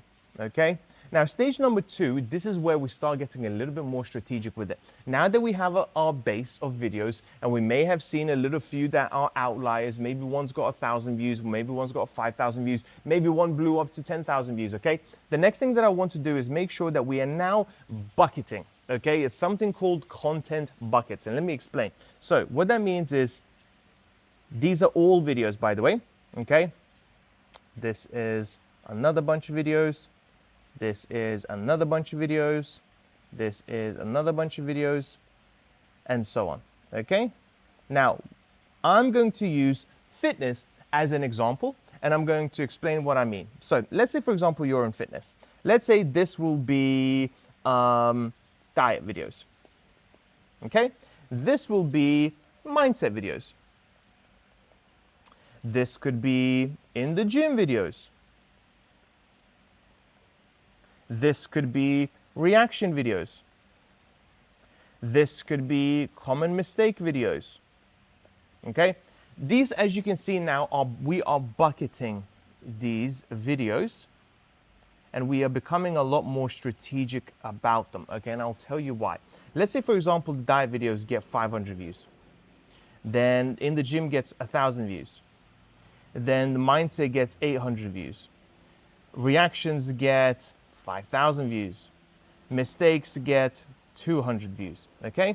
As you can see clearly here, this is exactly why now we want to go down the route that gets the most amount of attention and the most amount of views. So if diet gets 500, in the gym gets 1,000, 800, and 5,000, reactions is what we want to do next. And I'll tell you about that in a minute. So now that we have got all of these different buckets and they've got different types of views, and when I say different types of views, we are taking the average. So say, for example, you've got 10 views on, or 10 videos on diet and the average is 500, 10 videos on the gym and the average is 1,000, and so on and so forth. We now can clearly see that the reaction videos are doing the best. And this is exactly what happened to me.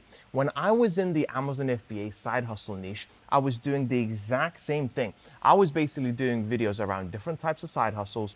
I was doing videos around how much does each side hustle cost to start. I was doing side hustle videos around the mistakes that people tend to make when it comes to doing side hustles here and there. And then the one that landed with me the most, and you can actually check this on my own TikTok profile, is reaction videos. So what I did was I looked at somebody else's content and I said, hey, they are reacting to other people's side hustles and their mistakes. Why don't I give it a go? So I just put up 10 videos of side hustles. That was affiliate marketing, I remember. It was match betting. It was drop shipping. It was Forex. It was all these sort of things. And I was just giving my own point of view from somebody who has been doing Amazon FBA for 8 years. Okay, so this was strategy number 2. Okay, stage number 2. When I have found which one works the best, I just went all in as much as I possibly can on the reaction videos. And because I started getting traction, all of a sudden, my views went from 5,000. Next thing I know, the average is 10,000. Next thing I know, the average is 50,000. Then it went up to 100,000. Then even 500,000 viewed video. That was the average, okay? It's because I started to get known as the side hustle reaction guy, so to speak, okay? And it started getting me so many followers to the point where at my peak, I got 100,000 followers in a single week. And it's only because I followed the strategy of what works and what didn't. So this didn't work, this didn't work, this didn't work, this didn't work, this worked. And I went all in on that, okay? And the only way to do that is by starting here, getting comfortable, showing your persona, showing your credibility, showing your story, finding out what kind of format it is that you're doing, and then going all in. Now, why did this work so well? I was kind of starting to think to myself, why exactly did these reaction videos work really well for me?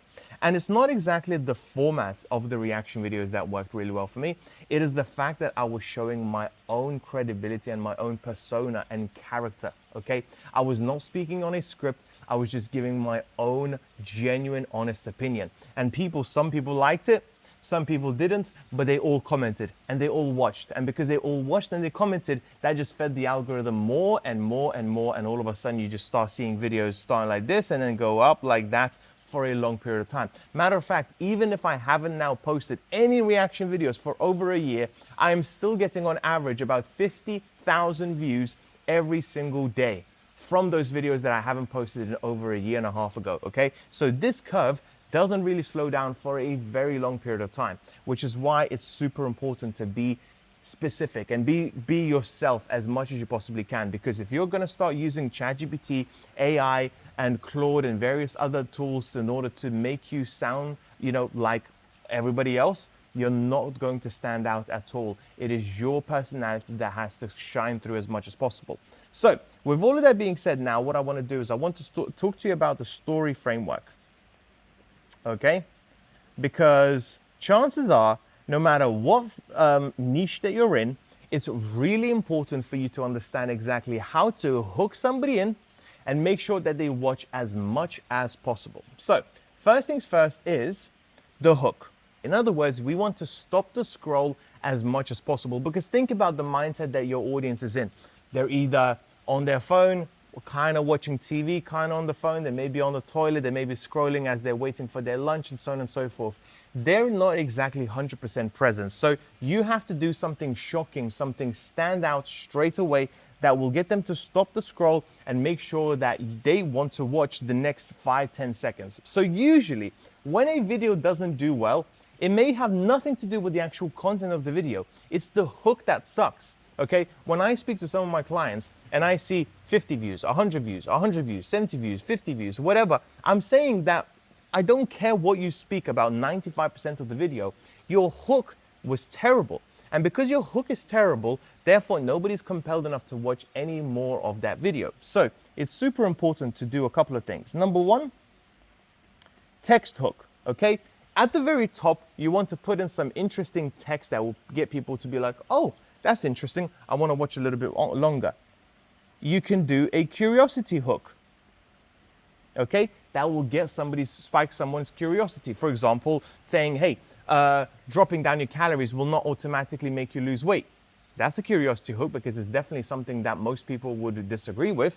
Okay, potentially what else? A visual hook. Okay, something really out of the ordinary that people have never seen before, all of a sudden will get them to stop the scroll and watch for another few seconds. Okay, a statement hook.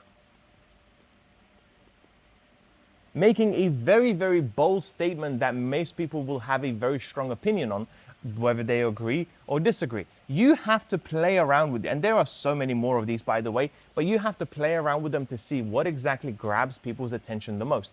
Sometimes, honestly, what you can do is have the whole video exactly the same, but just change the hook at the very beginning, completely brand new video, and see and watch how different it will be in terms of views. One video can get 300 views, the next video, because of a different hook, can get 3,000 views. So you want to play around with the hooks more than anything else, okay? And just a little side note, a little bit of nugget here, what I want to say is this, is that if a video has done well and it has outperformed over all the other videos, what you can do is just repost the video 2 weeks or 3 weeks later. Here's something that I actually want to tell more of my students, because people don't really remember what you posted 2 weeks ago, and therefore you will not be called out on it anyways. Think about for yourself. Do you remember the reel that you posted 2 weeks ago, 3 weeks ago? Most likely not. And if you don't, why do you think your audience will? No, they won't either. Okay, next up, once you say the hook, the next thing is the problem. Okay, what you want to do is you want to speak about the problem that they are aware, or they know, or potentially even something that's surprising that they may not be aware of. Okay, so for example, lack of sleep. Everybody knows about the lack of sleep, that is a problem, but they don't know what exactly are the drawbacks of having lack of sleep. So if you speak about exactly what lack of sleep can do for you, or can do for you in terms of negative, then that is a problem that people may want to then listen to a little bit more. So hook, for example, in this case could be lack of sleep can reduce 10 years of your lifespan, okay? And then you actually explain the problem in a little bit more detail. And then the next thing is the story, okay? And then you can speak about exactly how lack of sleep has affected you in your own personal life. Now, here's the best thing about stories, and this is how our brain is hardwired to listen. Once we start hearing the start of the story, we can't help but wait and see what the conclusion is and wait until it finishes. Because if I say to you that I have lost $50,000 because of my lack of sleep, and here's how, now you want to know exactly how did I lose $50,000 because of my lack of sleep. Like, those two things are so strange. How can someone lose so much money because of the lack of sleep that they're having? And now, as I'm about to tell you the story, you are hooked in to find out what exactly happened in my case, right? That is the type of hook that you really want to get good at, okay? Next up, the lesson. Okay, so once I have told you why did I lose $50,000 because of my lack of sleep, what exactly did I learn? What exactly did I learn and implement in my life? Maybe I implemented the fact that I need to leave my phone in the other room. Maybe I implemented the fact that I have to reduce the temperature of my room to 16 degrees. Maybe I introduced the fact that I have to have blind out curtains, etc., etc. All of these sort of things, this is where now we provide the lesson, because we need to give people a reason to listen to you in the first place. If you just give a story and nothing else without any lesson, they will kind of feel like incomplete, so to speak. And then last but not least is the CTA, okay? Really, really simple, but you want people to have an idea as to what they want to do next, whether it's to follow for more content, whether it's to comment whether or not lack of sleep has had a big problem in their lives, whether it's to, DM you for something, etc., etc. It has to have some sort of call to action. And I see a lot of creators out there, especially that sell some sort of service, don't have enough of call to actions, because people need to be told on what they should be doing next. And if you don't do that, they may not realize it themselves, and you don't want that to happen, okay? Now, with all of that being said, and we have now spoken about the story framework, and we have spoken about the strategy and all of these scribbles, what I really want to do is this. I want to make sure that when you're doing social media in general, and you're going to be doing this for a very long time, I've now been in the game for 6 years, is really simple. Avoiding burnout at all costs, okay? If you don't avoid burnout at all costs, then this will be a very short trip. And what a lot of people tend to do is they tend to come up with the idea, script the idea, shoot the idea, edit the video, post the video, analyze, and then start again, okay?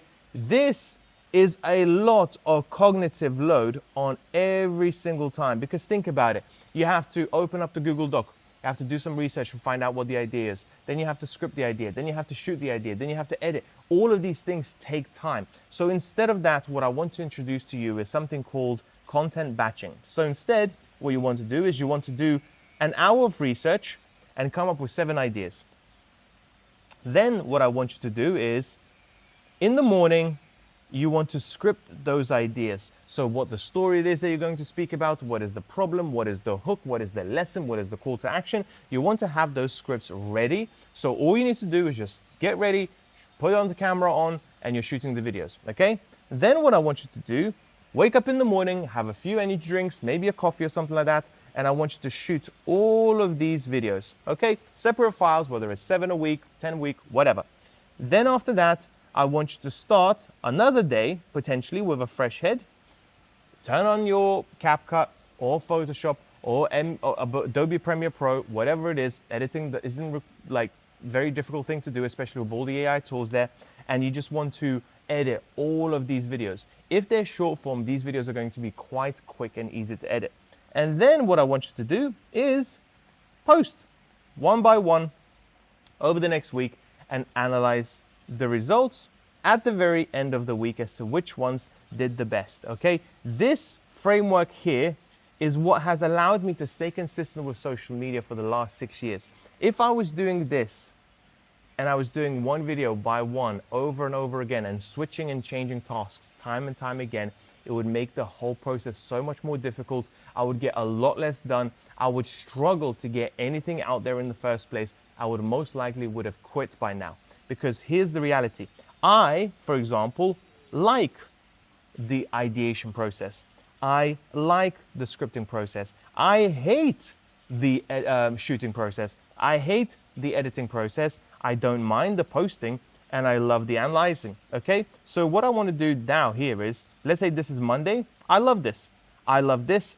I will just have to bear through the shooting and the editing. And then after that, I don't have to do it all over again until 5 days later, okay? It's so much more straightforward, and it's so much easier way for us to actually batch all of our content and do it all in one go. So with that being said, now, this is social media in the very beginning. What I want you to do is to start getting comfortable in front of the camera, starting being your own person, starting showing that charisma and personality you have, because that essentially is the name of the game. The more unique you are to everybody else, whatever it is that you may have, the better you're going to do on social media. And if you have the right system and right strategy and right analytics in place, you're going to go a very, very long way.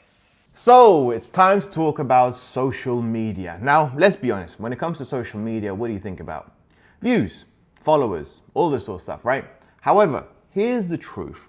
If you want to make as much money as possible from social media, i.e. your number one goal is to get as many clients as possible, views, followers, watch time, none of that thing matters. What really matters is the viewer, okay? And I'm gonna kind of explain this by telling you a story. First of all, if I wanted to get views right now, what I could do is just basically create a video of me being chased by a chicken or something like that, right? It will probably get a decent amount of views. It'll be a relatively entertaining video, but will it actually get me any clients? No, okay? And also I wanna give you another story. So for the longest time, I used to do Amazon FBA related videos. Basically, I was coaching people on how to start selling on Amazon FBA. And it went well. I did get clients from it and so on and so forth. Then I realized, hey, how about I jump on a trend where I actually react to other people's side hustles? That will get me more views, and more views equals more money, right? And did it work? Hell yeah, it worked, because on TikTok, I went from 10,000 followers to, at the time of the recording of this video right now, I've got almost 900,000 followers. Every single one of my videos from those reaction videos was getting about 500,000 to 1 million views per video. But what happened to my business? Did I actually get more clients? No, I actually went down, because all of a sudden those reaction videos became more entertainment videos, and therefore started to reach out to an audience that was never going to buy from me in the first place. I mean, 13, 14-year-old kids were watching my videos. I was being stopped left, right, and center in the shopping mall by people trying to take pictures with me who happened to be 13, 14-year-old kids. So on the surface, I was getting more followers, I was getting more views, but did I actually make more money? No. And the only way I was actually making a little bit more money, the drop in clients actually went down more than the brand deals that came from all of this new followers and fame that I was getting. And that made me realize that, hey, it's not about the views, it's about the viewer, which I think is really, really important to highlight, okay? Views, not important as the viewer, okay? Meaning, we need to make sure that we create content that attracts our ideal customer. And I'm telling you, you're much better off having 100 people who are potential customers than 100,000 people who are never going to buy from you in the first place. Yes, you may feel better, but that's not the name of the game. So, given that now we have established this, okay, and I think this is the premise of this whole video, what do we do? Well, first things first, there are a couple of things that I want you to remember. Number one is the 3-second hook formula, okay? You have to remember that when it comes to short form content, what kind of mindset is your viewers are in? Usually they're on the train, on the toilet, maybe in bed, maybe scrolling in front of the TV, whatever, right? Their mind is not exactly fully engaged. It's not like they're reading a book. It's not like they're looking at an email. It's not even like they're even watching a long form YouTube video, okay? We're talking about short form content here, meaning that we have to grab their attention as quickly as possible. So how do we do that? Well, first things first, what we want to do is a couple of things. Number one, call out the person, okay? So this could be, for example, in my case, coaches, consultants, are you losing this and this and this? Let's say you're in the agency space. Agency owners making between such and such. Are you da-da-da-da, right? Dads, mums, if you're targeting those people, etc. Musicians, writers, and so on. Do you call out the person straight away? That person feels like they're being called out, because imagine them scrolling, watching a meme, watching a singing video, watching some cat videos or something like that, and then all of a sudden they get called out.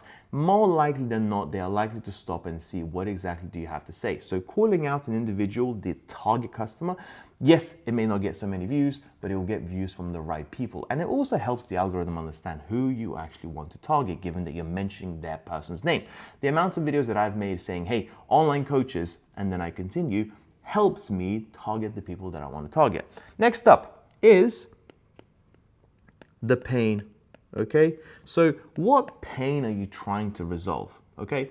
Again, in many cases that I will, for example, do is say something along the lines of, well, not getting clients for your online coaching business, hearing, I'll think about it. Let's be honest, that's an annoying one. I'll think about it. On your coaching calls, on your sales calls, right? All of these sort of pain points, something that will get someone to be like, ah, yes. You know, if you're trying to help people lose weight or something like that, hey, you know, keep trying these different diets and still can't lose the weight that you've been meaning to for the last half a year. You know, if, for example, you're one of my clients, for example, who helps people start their own Etsy stores, you know, try different methods of selling on Etsy and still nothing works. You know, calling out that pain really gets people to just be like, oh, okay, let's give this person a chance and let's see what they actually have to say. Pain is a very good way of getting people to do what you want them to do, whether it's to listen to your video or potentially even buy your services. But I'll come that for another video. And then last but not least, one of my favorite ones, believe it or not, is pattern interrupt. So what does that mean? Well, when I was doing Amazon FBA videos, right, everybody was speaking about, hey, these are the 3 best products to sell on Amazon. This is what works, this is what doesn't, and so on. What I did was a little bit different. I basically put up one product that would potentially be for sale, and then I put up another product for sale. And I would say, hey, this product won't work on Amazon, and I visually show it to the camera. And guess what? Instead of other competitors who were getting 700-800 views per video, I was getting 10,000. Okay, so it's most of the time it's something visual, something interesting that people will be interested to look at. You could, for example, let's say, for example, you're a fat loss coach and you help people lose weight. What I would do is I would actually have a cheesecake, because obviously I love cheesecake, and I would eat the cheesecake and say, hey, I'm losing weight whilst eating this, and I would bite into the cheesecake. Could you imagine people would be like, what the hell? How is this working? Like, the cheesecake is 1,500 calories and yet you still lose weight. That would get people to stop and you would break through that 3-second rule, right? Another way is potentially having like a weird location or something like that, right? Where people just don't really expect you to be somewhere. So sometimes when I'm traveling and I come across like a weird location where I'm in front of something, I'd be like, hey, let's stop. Let's shoot a quick video right now because this location is a little bit out of the ordinary, not in your studio, not in your home or something like that, right? Or potentially having like a text that contradicts popular belief. So going back to the fat loss example, I would say something along the lines of counting calories won't work if you want to lose weight. Now, I don't agree with that, but I would say it because that is the norm. That is what people think will work, right? But here's the reality is, in my personal opinion, if you count calories, but you're eating 3,000 calories worth of cheesecake every single day or 3,000 calories worth of Snickers bars or something like that, yes, you may lose weight, but it's not necessarily the most sustainable way of losing weight, right? So you want to create some sort of pattern interrupt where people have preconceived notions of a certain subject, and then you literally go against it. So they want to hear and most likely critique or comment or maybe even shift their mindset, right? So pattern interrupt, really important. Next up, what I really like is stories with a caption, okay? I absolutely love these types of videos because when you start a story, people just cannot wait Just will do whatever they can to just wait to see what happens at the very end. So for example, one of my clients, Joan, who helps people start in the Airbnb business, her most viewed video, and I'm talking hundreds of thousands of views, her start of the video was, "You will never ever believe what happened in my 10 years of selling basically being in the Airbnb space." And in the caption, she said, "Been robbed by my tenants." You know, so all of a sudden, she starts off verbally saying, "You will never ever believe what happened in my 10 years of experience with Airbnbs." And in the caption, it says, I've now been robbed by my own tenants, right? These two things work really, really well together. Now you really want to hear what the hell happened. And because she extended the story over a 60-second video, that video did extremely well. And what's even better, the amount of comments, likes, supports, share that she got, it blew up her account just from that one video. And what's amazing, it was on brand, it was about Airbnbs, so therefore you can get views and the viewers as well at the same time if you're just clever about it, right? Now, next up, the different types of formats that I believe drive the most amount of comments and DMs that I think you should think about, okay? So 4 formats, okay? So we have spoken about the first 3-second rule, right? Now what we need to do is speak about exactly what do we talk about? Like what kind of format should we have our social media in, right? First one is opinion. I, for example, have the opinion of that university in 2026 is a complete waste of time. And I would say that. And I believe that we should be learning from people who have been there and done that, hence why I do what I do. I help coaches get more clients through social media because they've been there, they've got the experience, they've got the knowledge, right? Next up, mistake. I would say something along the lines of one of the biggest mistakes that I've ever made was actually buying a property in the UK because, hey, everyone tells you need to be on the property ladder and so on and so forth. Again, something that is relatable. People will like it, people will not like it, whatever, but they will most likely comment and DM depending on what you say. Next up, result. Okay, this works really, really well in the fat loss and fitness niche as well because saying, hey, like with this diet, I went from here to here. Let me tell you the journey. Amazing, right? And then last but not least, day in the life. People love seeing background, what's happening behind the camera on a day-to-day basis. Like for example, I don't know about you, but when I watch films, I love watching the bloopers. Not just because they're funny, but I also like watching just to see what these people are like when they mess up.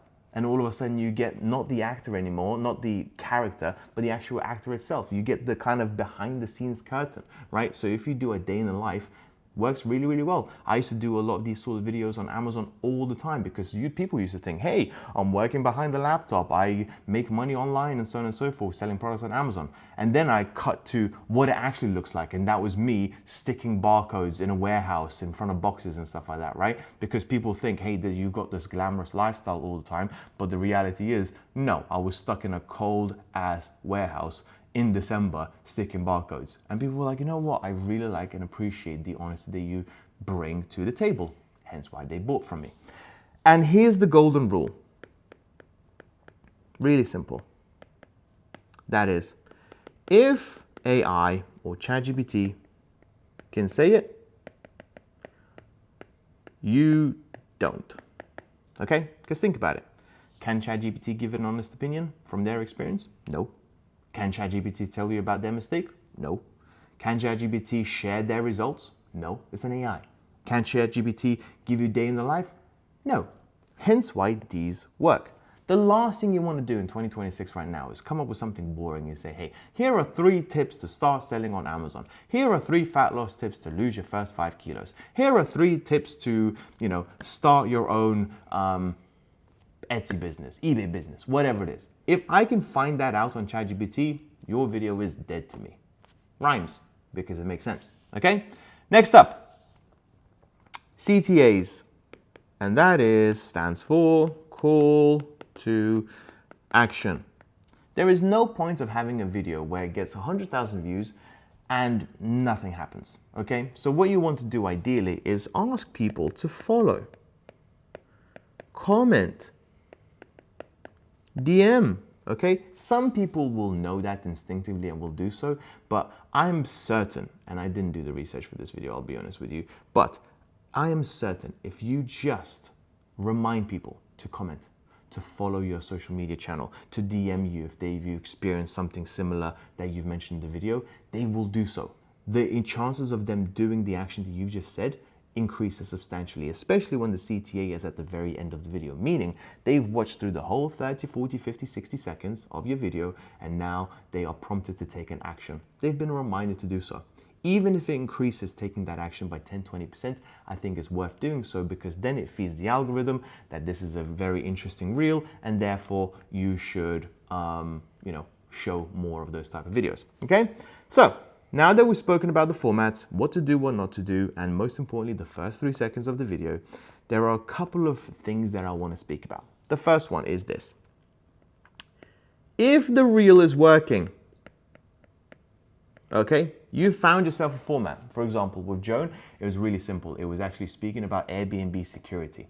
So she was giving stories about, various Airbnb related weird stories because people wanted to hear more stories. Guess what?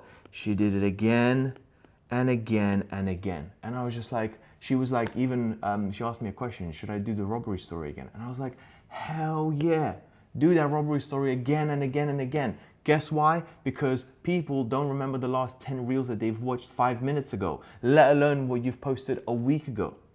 If you want to see this format in its best, okay, this guy is a master at it. He made a career out of it, in my personal opinion. Finding out a format that works and then rinse and repeating it time and time again.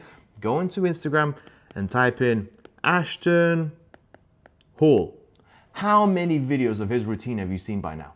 Probably quite a few. How many videos have you seen of him running in different countries?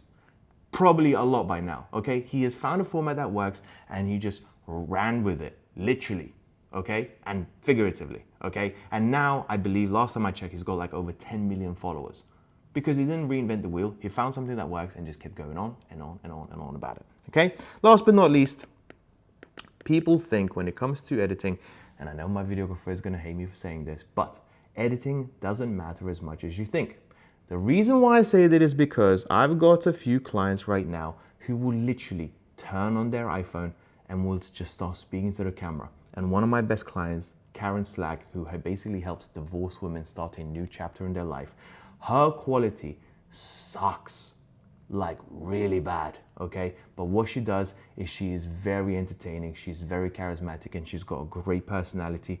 And it just goes to show that yes, editing is important depending on the niche that you're in, especially maybe in the finance niche more than anything else, but it's the idea that wins every single time. I personally think editing is important because people will then judge the quality of your service based on your presentation. However, it really depends on the niche. Because if you're speaking to mums, if you're speaking about, improving your life in one way or another, then I think it's far more about the idea, the story, how charismatic, your personality, your character matters way more than the editing. Now, if you're in the finance niche, i.e. business opportunity, teaching people how to make more money and so on and so forth, then I think yes, presentation matters, the editing matters, the background matters as well, because then you have to provide a lot of authority and credibility, hence why these things are important. But it really depends. I think if I had to put most of my efforts, I'd say 80% idea, 20% editing. And I think we are now going into the field where, in the space of AI, where everything looks so clean and so perfect, sometimes having raw footage actually works in your favor because it's human. It's something that is relatable, okay? So, with that being said, hopefully you found this module useful. If you did, let me know, and I'll speak to you soon. When I say sales, what do you think about? In most people, they will think about sleazy salespeople. They'll think about sales calls. They'll think about jumping on a Google Meets and doing whatever you can to convince somebody to actually buy your services. But here's the truth, and this is why I'm making this a completely separate module, is this. The vast majority of your sales is going to be done indirectly. It's actually going to be done in your stories. It is one of the most effective ways of selling your services. And the best way to put it, I'll be honest, and I couldn't think of a better analogy to describe this, it's kind of like having death by 1,000 cuts. Okay, you're not going to sell somebody your services with one story on Instagram or two stories on Instagram. However, there is a method to this madness essentially. And if you just understand the purpose of your stories, then that means you will understand exactly what to do and what not to do if you want to sell your services long term. Now, here's a couple of things that we need to understand about stories. Number one, they disappear after 24 hours. We don't know what our favorite creator posted on a story a few months ago because those are unrecorded. They disappeared. Now, they may have reposted it again and again, but they disappeared. We've forgotten about it. Keep that in mind. Second is it goes most of the time to our followers. Very, very few times when you actually look on your Instagram demographics or whatever that you will see, hey, non-followers came onto your profile and actually clicked on the story. Yes, there might be 1 to 5%, but the vast majority of people will be your followers, meaning it will be going to those people who have already expressed interest in your personal brand, services, what you're about, whatever. These are warm people, okay? I'll speak about the definition between warm and cold on another video, but what's really important is two things. They disappear and it goes to your warm followers, okay? So, here's something that I want for you to understand. If you have to skip this video and you don't want to watch it ever again, right? What I want you to do is this. When it comes to stories, think about this following question. What would you post if you could never jump on another sales call again? Okay, and I'm going to write this down. What would you say or post if you could never sell again?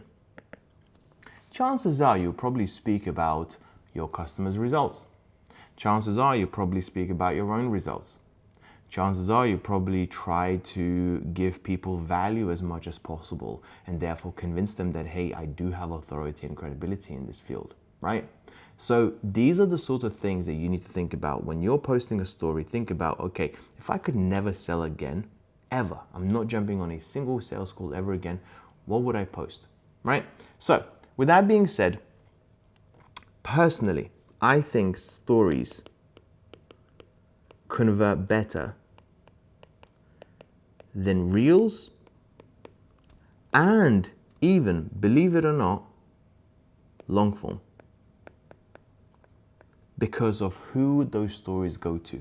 You may have 5, 10, 15,000 followers, but the amount of people that actually watch your stories is probably 5, maybe 10% of your followers, okay? And why do you think it goes to that small number of people? Is because they've showed time and time again interest in what you got to do, what do you speak about, what your previous stories are, and so on and so forth. These are the warmest people you have in your network right now. It is your story viewers.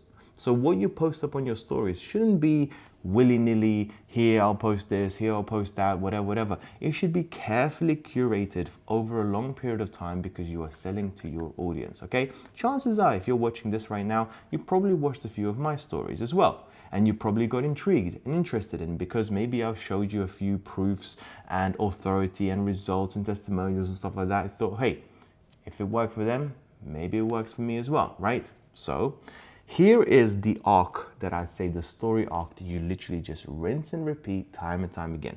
Number one, personality, okay? Why do you think I post so many videos about cheesecake or food or me going to the gym or me working long hours? Is just showing who I am as a person, because people buy from people. And if I'm just selling all the time, it's very little for us to relate to, okay? There's a reason why people buy from people. I'm not an AI. I actually have a personality. You'll probably be able to relate to me on some degree, and you probably will disagree with some of me, but you will know exactly who I am. So therefore, I have to post a little bit more about my lifestyle, a bit more of my life in general, what I'm struggling with, what I'm doing really well on, and so on and so forth. Personality matters. Next up, value, okay? You want to provide people with value. You want to actually have that sort of goodwill continuously build over time. Something that people will actually find useful. valuable, not necessarily salesy, but valuable. So for example, when I used to do Amazon FBA coaching, I used to say, hey, here is the mistake that my student made before he joined my program. And I would give the mistake. You know, if I found a product that was really, really good, I'd say, hey, the best products right now are in this category. It was valuable information and it gave people a reason to watch my stuff again and again and again. Okay, then next up, proof. Really simple. I'm going to use my own example once again. Proof. Hey, here are my results from last month. Here are my students' results from last month. They're so easy to do, and it just goes to show that, hey, you know what the hell you're talking about. There is proof in the pudding, okay? This is verifiable stuff. This is why I post stories of testimonials all the time of my students doing well here and here and here and here, because they work, okay? In this world where there's so many scam artists out there, there's so many coaches that have got no idea what the hell they're talking about. If you can show tangible proof from real people that they've got the results, it will make you stand out so much from the rest of your competition. So gather a bank of proof and send them on your stories as much as you can. And then last but not least, offer, okay? Because at the end of the day, you're selling services. And if you don't present people with an offer, how on earth are they gonna know when to buy, what do you have for sale, and so on and so forth. So don't be scared to sell in your stories, because like I said earlier, it goes away after 24 hours and it goes to your followers. These people are primed to buy from you, and chances are the vast majority of people that are going to buy from you are going to be your story viewers one way or the other, because they've gone through the whole funnel of finding out about you, watching a few of your reels, got interested in your story, then a second one, and all of a sudden they became a story viewer, and then a month later or something like that, they're now buying your services. And then last but not least, after offer, you go back into the personality side, okay? So one of my clients, Lisa, she loves to dance, so she shows that. Another one of my clients, Karen, she loves to bake, she shows that off. Another few of my people are like, they love gardening with their family, they will show that up. Okay, because it just makes you stand out that much more. For me, for example, I love cheesecake. My online coach, he loves trying out different energy drinks. It makes you stand out. And what's amazing also is that when you continuously reinforce personality side of things, when people think, they will think about you when they come across something that you speak about continuously. My client, Adam, he is an avid coffee drinker. And he will continuously post different types of coffee that he's been trying in Bali and Thailand and in the UK, and he will comment on different coffees and so on, because it just goes to show that you're not just there to sell all the time. You're bringing in your character. Okay? Now, when it comes to stories, here are my 5 non-negotiables. Okay? And you will see this in my own stories time and time and time again. First, behind the scenes. Okay?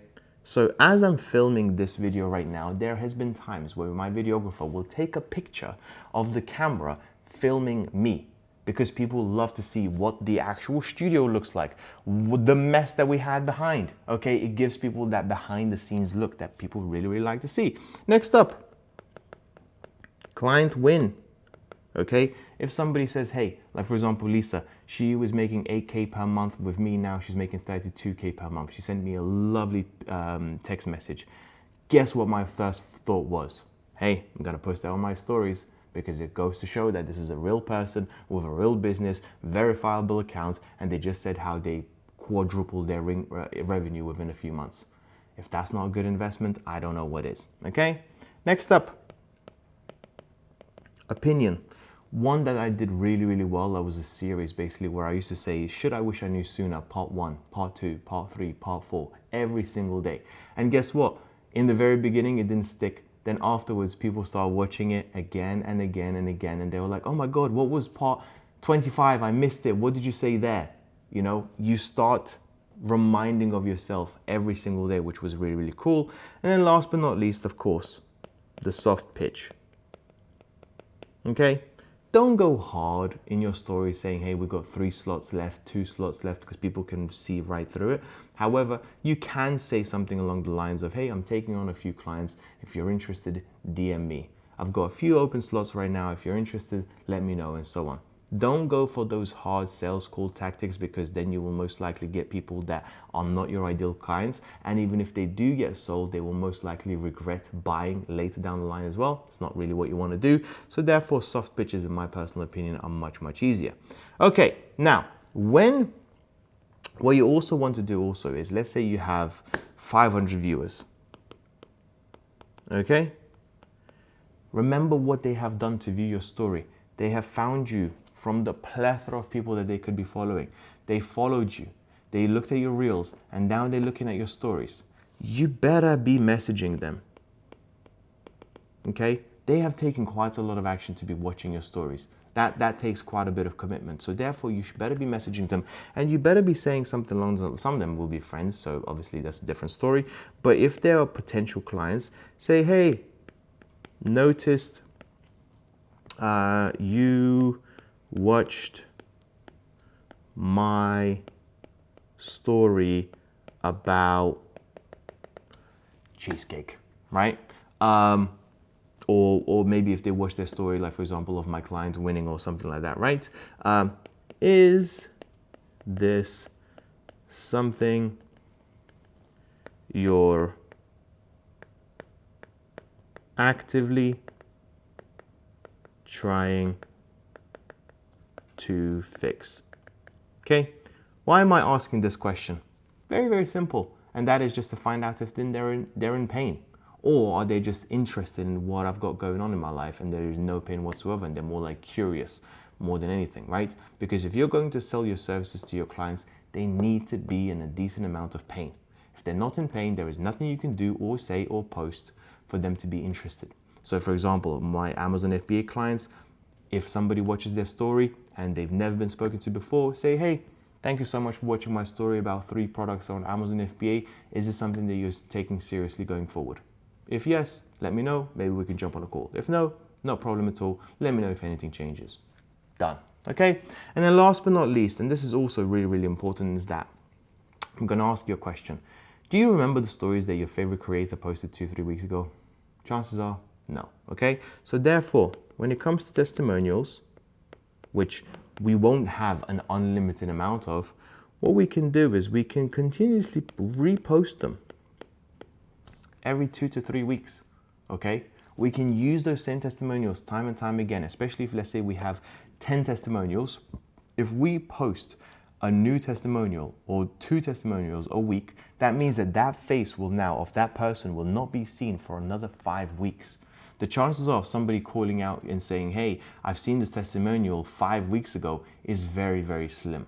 And even if they do, the chances of them buying your services in the first place was even slimmer than that. So therefore, don't be scared posting your best material again and again and again, because it gets deleted anyways. They disappear within 24 hours. So you might as well make the most of it. Okay? And that's pretty much it for this particular module. Like I said earlier, remember, selling starts the second somebody discovers your profile. It does not start when you go on a sales call. It starts when they discover your profile and when they actually start viewing your stories. Over time, you build up that goodwill, and that's when buying and selling your services eventually actively becomes so much easier, because you already have a lot of reputation and credibility built in throughout months and months of work. With that being said, I'll see you on the next video. All right, so now let's talk about how to actually start conversations in the DMs, because I'll be honest, a lot of people, not that you're watching this video right now, but a lot of people out there think that what you want to do is really simple. You want to post as much videos as possible, as many reels as possible, and therefore then people will come to you. That, in my opinion, my friend, is a very lazy way of looking at things, okay? What you ideally want to do is you want to attract attention, and when someone has showed some sort of interest, whether they follow you or whatever, then you want to reach out to them. So to visually show this is you, the creator, and this is your audience. And the lazy approach is this, is waiting for the audience to come to you. You want them to follow you, you want them to comment on your stuff, you want them to DM you, and then you want them to book a call, and then you want them to buy from you, right? You want to do all of this sort of passive action, and what you're gonna do is just post as many videos as possible to prompt them from doing that, right? But what I suggest is actually you reaching out to your audience. So when they gave some sort of indicator of interest, you are there to reach out to your audience. Matter of fact, even if they haven't showed any indicator of interest to your specific channel, I still think you should reach out, because here's the reality. I'll be honest. I'd probably say, speaking from experience here, 85% of people so far my sales, 85% of them, all of them, thousands, hundreds of thousands of people, they have come from me reaching out to my audience. And 15% has come from my audience reaching out to me. Okay? So it just goes to show how important what I'm about to speak about really is. Okay? So first things first, what we need to do is really, really simple, and that is to distinguish what is the difference between your warm audience and cold, because then we realize how do we treat these people differently. First, when it comes to warm, okay, what we want to do is we want to do people that follow, people that watch your stories, so watch stories, people that like your content, and people that comment. Because think about it, if somebody has watched your stuff and has clicked the follow, basically what they're saying is, hey, I like this creator, I would like to see more of them. If they watch your stories, they are also saying not only that I follow this person, but I'm actually interested in knowing what's going on their day-to-day lives. If they like your content, it's a very small action to do, but they at least double tap. They watched your video long enough to be like, hey, I want to see more of those. And therefore they liked your content. And then if they took the time out to comment, it's also really, really important. Now, in terms of from the warmest to the coldest, if you can kind of imagine like a graph, watching stories is number 1, people that follow you is number 2, people that comment is number 3, and people that like your content is number 4. This is the level of engagement and commitment that these people have shown. So therefore, watching your stories, believe it or not, is the best one. Therefore, the people that you will sell to the most, like I spoke in the previous module, are those that watch your stories. Now, what do you believe cold is? Okay, if warm is all of these that have showed interest in what you do, then cold is really, really simple. It's warm, but to your competitors. Now, here's the reality. We cannot see who watched their stories. Okay, that's just how it works. However, we can see who follow them. We can see who like their content, and we also can see who like and comment on their stuff. And the reason why I'm not saying, hey, everybody, what I'm saying is they are interested in your niche. They're interested in your subject. They just don't know that you exist, most likely. They don't know that you exist yet. So for example, if I'm in the Amazon FBA space, I'm going to use this example quite a few times. People that watch my stuff, they're warm to me. They clearly know who the hell I am. But people who have watched somebody else's stuff, i.e. on Amazon FBA, so basically one of my competitors, and they have liked their stuff or they commented, whatever, then they are a cold lead. They are interested in the niche of Amazon FBA. They just don't know I exist yet, or they maybe not necessarily gelling with my potential content, right? Different story, but that's what it is, okay? They are interested in the niche, in the category, in the specific field that I'm in, but they just don't know who I am. Okay, now with that being said, what do we do? Now, when it comes to warm, just before I speak about the actual DM script, which is kind of like a framework more than anything, when it comes to warm, if you message your warm people, you should be expecting 20 to 25% response rate. Why do I say that? Is because on Instagram in particular, when you message somebody, it goes directly into their primary or their general messages, okay? It's not something that's in the request or anything like that. It doesn't get missed because they are following you, they are liking your stuff, they are most likely going to see it. And therefore, the response rate to that should be pretty high because they have showed so much interest in what you've got. Cold, on the other hand, this is where we go to 1 to 5%, okay? And the reason why is because people don't know who you are. Let's be honest, you're a complete stranger messaging them completely out the blue. It's kind of like walking past the street and all of a sudden somebody jumps up in front of you and says, hey, are you interested in this? Chances are you responding to them very positively is going to be quite low. obviously we're doing this in the digital space. However, there is pros and cons to these two things, hence why I'm saying you need to focus on warm, but also you can't neglect cold as well. Here's why. Because warm is a higher response rate, but is a limited pool of leads. Okay, so let's say you have 5,000 followers. Well, eventually you will go through those 5,000 people. Okay, it's really that simple. It's not an infinite amount of people. People that watched your stuff, commented, liked, whatever, watched your stories. It's only a limited amount of people that are considered as warm. Now that pool will continue to grow as you continue to grow your personal brand, but it's still limited. Here, on the other hand, it's unlimited pool.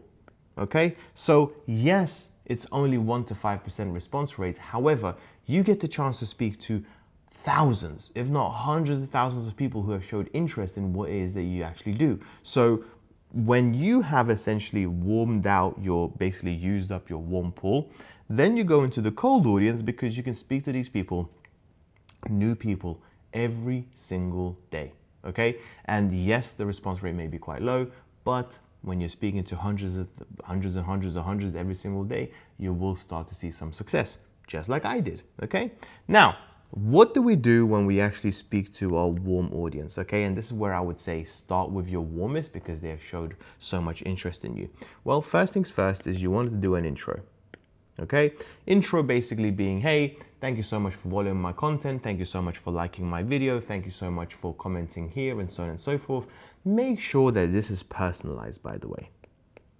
Okay, so it's not a ManyChat automation or a ChatGPT or something like that. Like, look into their profile and make it look like and make them understand that you have actually paid attention to what they've said, what they've done, what their profile is, and therefore that will increase the response rate substantially. Okay, so intro, really, really simple. Really appreciate you following my stuff. Is this something that you're potentially interested in, or are you just shopping around? It's really that simple.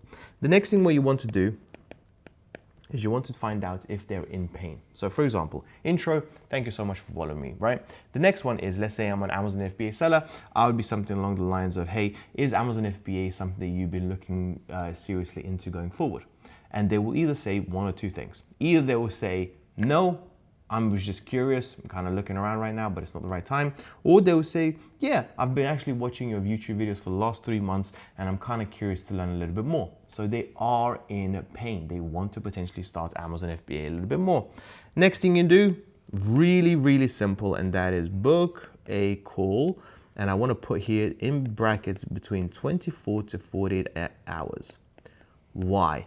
Because the longer you leave between the booking the call to the actual when the call happens, the less interest they will have to not just show up for the call, but actually buy from you as well. So if sometimes, I'll be honest with you, sometimes I've jumped on calls with people that same day if I am available and they're available as well. So keep that as quickly as possible.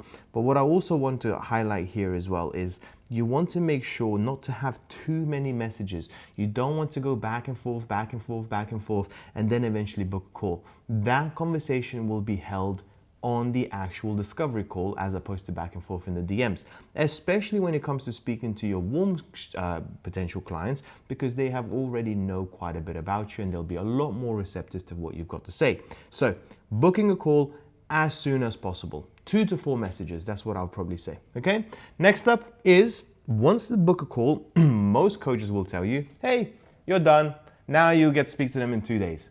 No. After that, what you want to do is that's when you start having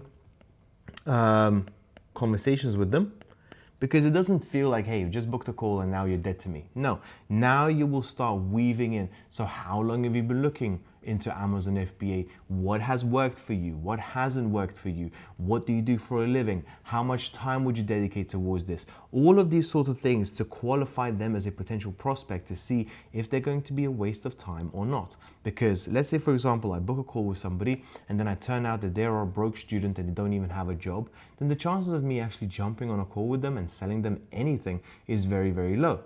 Whereas otherwise, if I'm potentially speaking to a lawyer who wants to leave their 9 to 5 and start selling on Amazon full time, I will take that call very, very seriously given their level of income. So what's important here is this. you want to find out if it's the right person, if it's the right ideal customer profile for you, how desperate are they, what level in pain are they, and just get those sorts of qualifying questions out there. What's important also to note is this. You don't want to ask qualifying question after qualifying question after qualifying question, because then it will start to feel a little bit like an interrogation, and you don't want to do that. What you want to do is weave it in the conversation. And last but not least, and this is kind of interchangeable with the qualifying questions, you want to provide value. So for example, what I used to do is, when I booked a call with somebody and they said they struggled with product research, I would say, hey, I actually made a video for someone like yourself on YouTube around product research. Hey, why don't you have a look? Or I would weave in saying, hey, one of my students had problems exactly what you're saying right now. Here is his testimonial. See what they had to say and how easy it is to overcome this potential problem, right? I will provide some sort of value, because that builds goodwill, but it also builds that law of reciprocity that, hey, I've given you something that I think you will find valuable. Make sure to show up on the call as well 2 days from now or 1 day from now, okay? So book a call, intro, pain, book a call, qualifying questions, and value right up until the call, okay? And then last but not least is reminder. Ideally, a voice note on the day. Because what you want to do is you want to increase the chance of them showing up as much as possible. And if it's below 70%, we have a problem. If it's above 70%, this is probably not the bottleneck that you need to address right now, okay? So this is for warm. Cold, believe it or not, is actually very, very similar. But instead of doing intro, what you do is you provide value first, okay? Because think about it, from their perspective, you are a complete stranger, a weirdo that they've never spoken to before, okay? And if you just go into with intro straight away, you'd be like, what the hell is this guy doing? Why is he talking to me? I'm just gonna block him. However, if they have shown interest into Amazon FBA, for example, in my case, or fat loss or whatever it is, right? And I would say, hey, I saw you comment on such and such profile. I think you'll find this useful. The chance of them responding is a lot higher, because yes, you're a stranger. Yes, you're a weirdo, but you just given them something very, very valuable. Quite a nice thing to do, if you ask me. Then after, once they have responded, you find out if they're in pain, okay? You don't have to do an intro here, because they will most likely check their profile and they'll figure out exactly what it is that you do. Once you have found out if they're in pain, and let's say they are in pain, then you book a call, then you do qualifying questions, and given that you have already provided value, stay in touch. Meaning, stay in touch means really, really simple. Hey, I know that we've got a call booked tomorrow, but I came across this that I think you'll find quite interesting. Hey, thought of you of this and this, looking forward to our call tomorrow. You don't want to have too much of a gap between the last message and the actual call. You kind of want to have that conversation going throughout, okay? But most importantly, guys, I'll be honest with you, like if there's one thing that I really want to highlight here, both on cold and warm, is personalized messages, okay? So if somebody put up a story of them in Athens or on holiday in Rome or in Thailand or whatever, mention it. If somebody is very proud and they've got an achievement and they just graduated or something like that, mention it. If somebody has spoken about their diet, how they're struggling and so on, mention it, because that sort of human like-for-like interaction is so rare these days, because people are only being treated as numbers, and once they've paid for your services, they are essentially dead to you, right? So if you come across as somebody who's actually a human being who has paid attention to their profile and their stories and whatever it is, then you will stand out like a sore thumb from everybody else that potentially are messaging them, okay? And a couple of more things that I want to show. Besides the personalization, under any circumstances, do not pitch if it's over $1,000. Okay?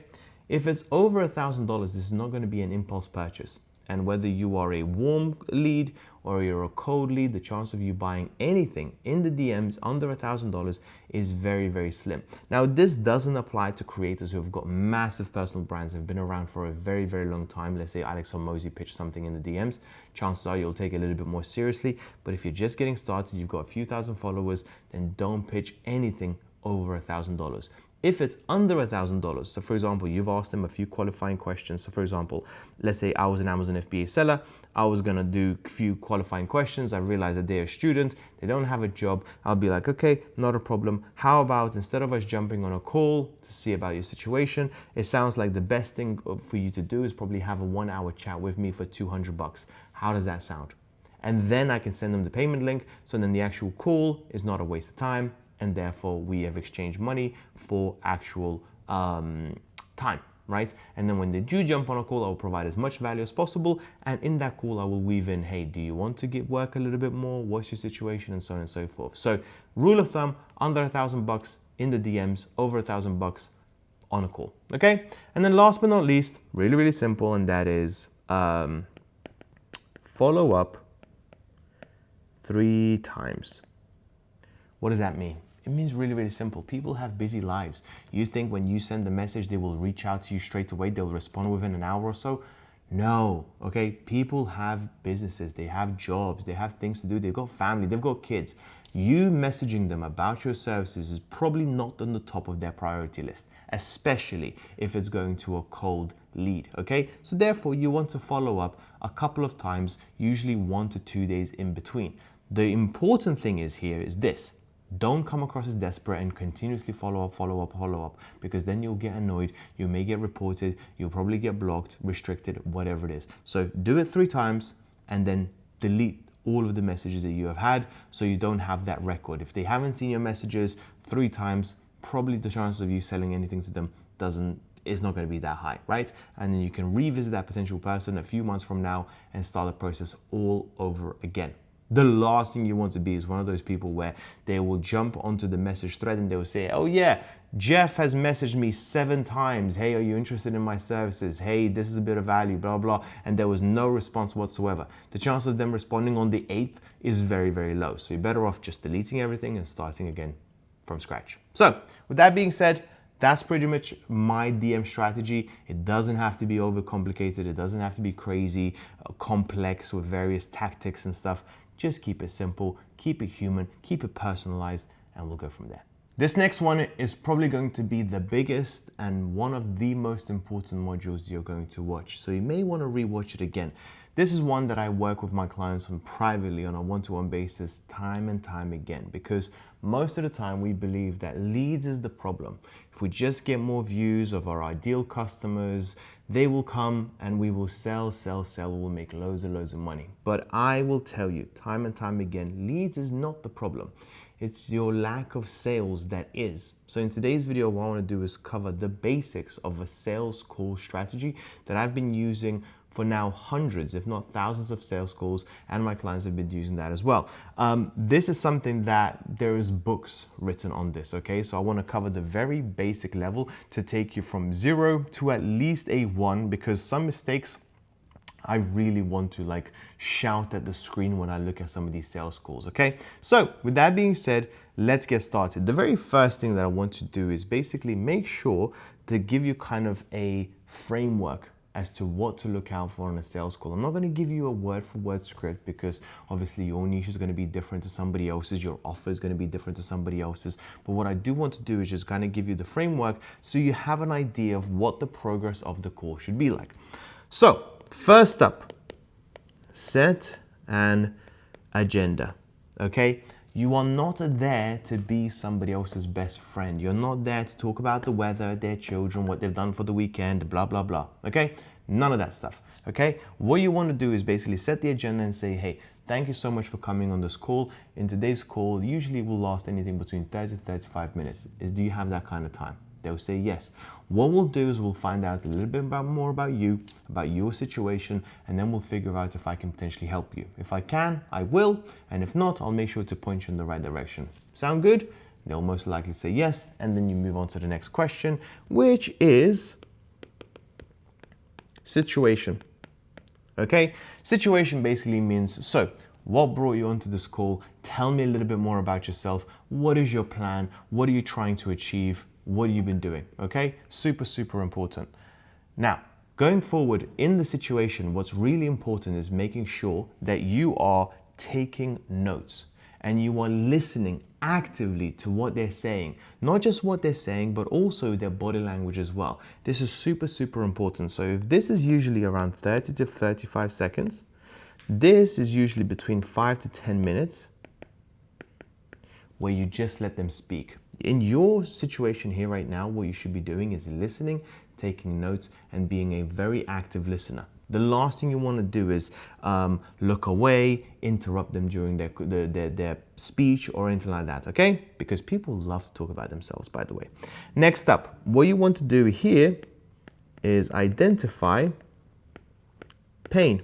Okay, so you will ask yourself questions like, okay, so what have you done so far about this problem? What got you on this call today? How long has this been going on for? So for example, if you want to teach people how to lose weight and how to lose 10 kilos or whatever, you will say, okay, how long has it been bothering you?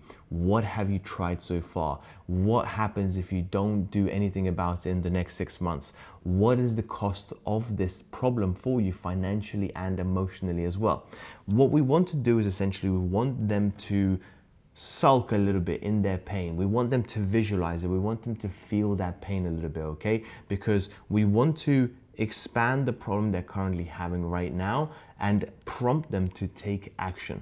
Because if they don't have that much pain, if they don't really care about whether or not they start or not, then there's very little that you can potentially do in order to get them to take action, okay? So if somebody jumps on a call and says, hey, I don't really care if I get clients or not, I'm quite happy with my job and so on and so forth, there is nothing I can say as a coach that helps other coaches get clients through social media to change their view. It's only if they have said, hey, I've tried this, I've tried ads, I've tried webinars, I've tried funnels, I've tried hiring people, I've tried agencies, nothing seems to work, is what I'm now thinking, okay, so if they've gone through all of this pain right now, I potentially may have the solution that will help for them. One of my clients, Lisa, she said herself, I was trying to do webinars, I was running ads, I was doing all these launches that took so much of my time and effort, and I didn't have that much money left over because all the money was spent on ads. I said, hey, you know what? I think we can improve this. I think we can drop this launch strategy. I think we can improve on your leads. I think we can improve on your sales calls. Believe it or not, sales was the actual biggest bottleneck in her business, and improve your overall revenue and, more importantly, profit. Cut long story short, like I said earlier in one of my previous videos, she went from 8 to 32,000 pounds in like 2 months' time. So sometimes the strategy is all you need. So once we have identified pain, the next thing we want to do is, and this usually anything again between 5 to 10 minutes, depending on how painful it is, and that is ideal outcome. Okay, and this usually is anything between 2 to 3 minutes. So if we sort this out, what will it look like for you? Paint me a picture of what your life will be like if we fix this in the next 90 days. If, for example, if we fix this, what will it change for you personally? So for example, say, you want to lose 10 kilos. Well, tell me, how will it look like if you are going right now down from 95 kilos and you go down to 85? How will you feel? Talk to me. Like, what will you feel like? How is it going to look like? What are people going to say around you? Why this is important to you? This is what I'm really trying to get at. If somebody is saying, hey, I want to make 10K per month with my online business. Okay, tell me, once you make that 10K per month mark, what is that going to look like? What are you going to do? Are you going to leave your 9 to 5? Are you going to get, potentially, a holiday? Or buy yourself a car or treat your parents or something? Like, what are you going to do? The reason why you want to do that is 2 things. Number 1, you want to find out exactly their why, their motivation. And secondly, you want to expand the gap between the pain that they're currently in right now to the ideal outcome. So it's kind of like pain, outcome, okay? And you want to expand that gap as big as possible. And then you, my friend, are the solution from taking them from the pain all the way up to the ideal outcome, okay? That's what you want to say. Now, also what you want to do here is in the identify pain part as well, you want them to admit that they need help, they need support, they need your service, okay? Because there is nothing you can say that you can't say to them, hey, I think you need this, I think you need that. No. They have to realize it themselves, okay? And then last but not least, of course, present your offer. It's so important to make sure that your offer speaks directly to their pain and their ideal outcome. There is no reason for you to say, hey, my program will give you a plan, and it will give you a diet plan, and it will stay on the app, and I will message you every single day, and so on and so forth. If somebody says, hey, I want to lose 10 kilos, you have to speak about the program and what it will do to that journey. How will it help that particular person lose that 10 kilos? You have to mold the program to them so it feels bespoke and specific to them, because they only care about their goals and dreams, not about what the program entails. Whether it's 1 call or 5 call, they really don't care. They just care about the certainty of achieving that ideal outcome. That's it, okay? And then what we do is objections. I will say this. Every single sales call that you jump into, you will and should expect to get an objection. Very few times will you speak about everything, unless they pre-sold for a long time and been watching your videos for a very long time. Once you give the price, there will be some sort of an objection. Accept it. Expect it. Okay? And if you don't expect it, you will all of a sudden start to change your demeanor. You will start to get defensive, and that will kill the sale before you even say another word. So accept that there will be objections. So then what are the objections? Well, the first one is think about it. Okay? This is what they will say. I need to think about it. The reality is 95% of the time, this is not a real objection. They are hiding the real objection, and they just are giving you a smokescreen. In most cases, people know exactly why they are not signing up with you right now, okay? They just don't want to tell you. And therefore, the way to overcome this, think about it, not a problem, completely understand. By the way, with every objection, you accept that it's a valid reason. You say, I completely understand. Whilst you have me on the call right now, where I can provide you with all the information that you need, what is it exactly that you need to think about? And chances are they will then tell you one of these other 3 reasons. First one being, need to speak to whomever. My dog, my cat, my husband, my wife, my girlfriend, my boyfriend, doesn't really matter. And you'll say, okay, not a problem. Completely understand, this is a big decision. Of course you need to speak to somebody. First of all, besides that, is there anything else? So what you do is you isolate the objection. And when they'll say, no, I just need to get my husband's approval, then what you'll say is something along the lines of, okay, not a problem. What do you think he will say? If he says, I think he will agree with me, then you will say, well, why don't we go and put a deposit down? And if anything, I'll refund you the deposit if he thinks otherwise. If he says, no, I don't think it will allow me to go for this offer, then you can say something along the lines of, why? Why do you think he doesn't want you to lose 10 kilos? Why do you think he doesn't want you to do better for yourself and potentially leave your 9 to 5 and do it full time? And if he says, no, I don't want you to go for this offer, will you still go for it? And if she says yes, then, well, let's go for it anyway. And then you can deal with that situation afterwards. And again, worst case scenario, I can always give you the money back, not a problem. Okay, so that's how I deal with that particular objection. The next one is, and this is, like I said, objection, price is too high. In most cases, this will be the vast majority of the objection main reason, price being too high. Again, what you do is you say, totally understand, this isn't cheap, this is a pretty premium product that we are providing here. Just to make sure I understand, is price the only reason why you're not going for this? Is everything else perfectly okay? We isolate the objection once again. And then what you will say is something along the lines of, what are you comfortable with right now? And they'll say, okay, well, 5,000 is the program price. I don't actually have 5,000, I've got 1,500 right now. Okay, not a problem. We can break the payments into 3 or 4.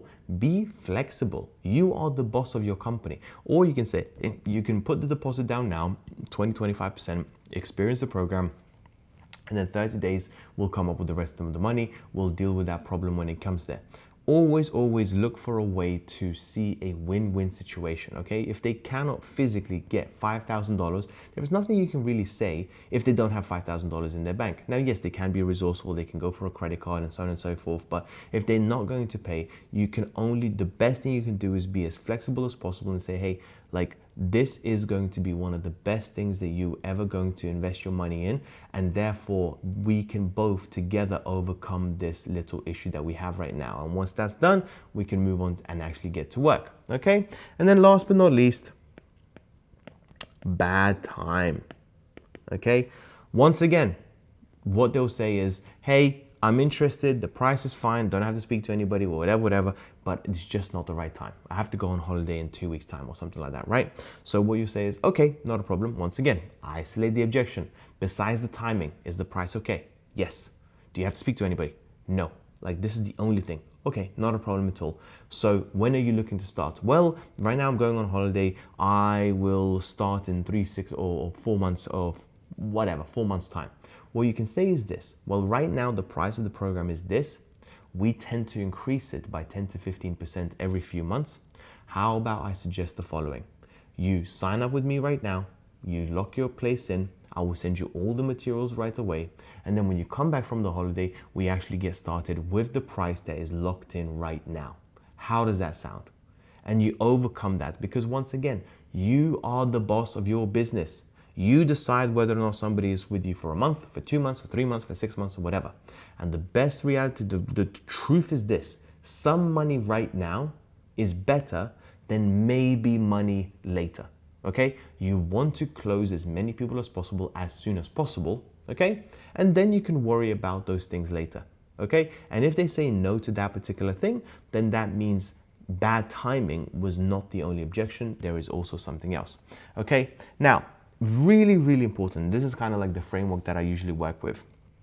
Having now listened to probably 1,000 sales calls, having done so many sales calls myself, here are a couple of things that I see people making mistakes time and time again that I want to highlight, okay? And you may want to watch this again and again and again, okay? First things first is see yourself as a doctor, not a salesperson. Okay, if you are going into the sale saying, hey, I need to convince, I need to influence, I need to manipulate this person into giving me money, no, that is the bad frame of mind.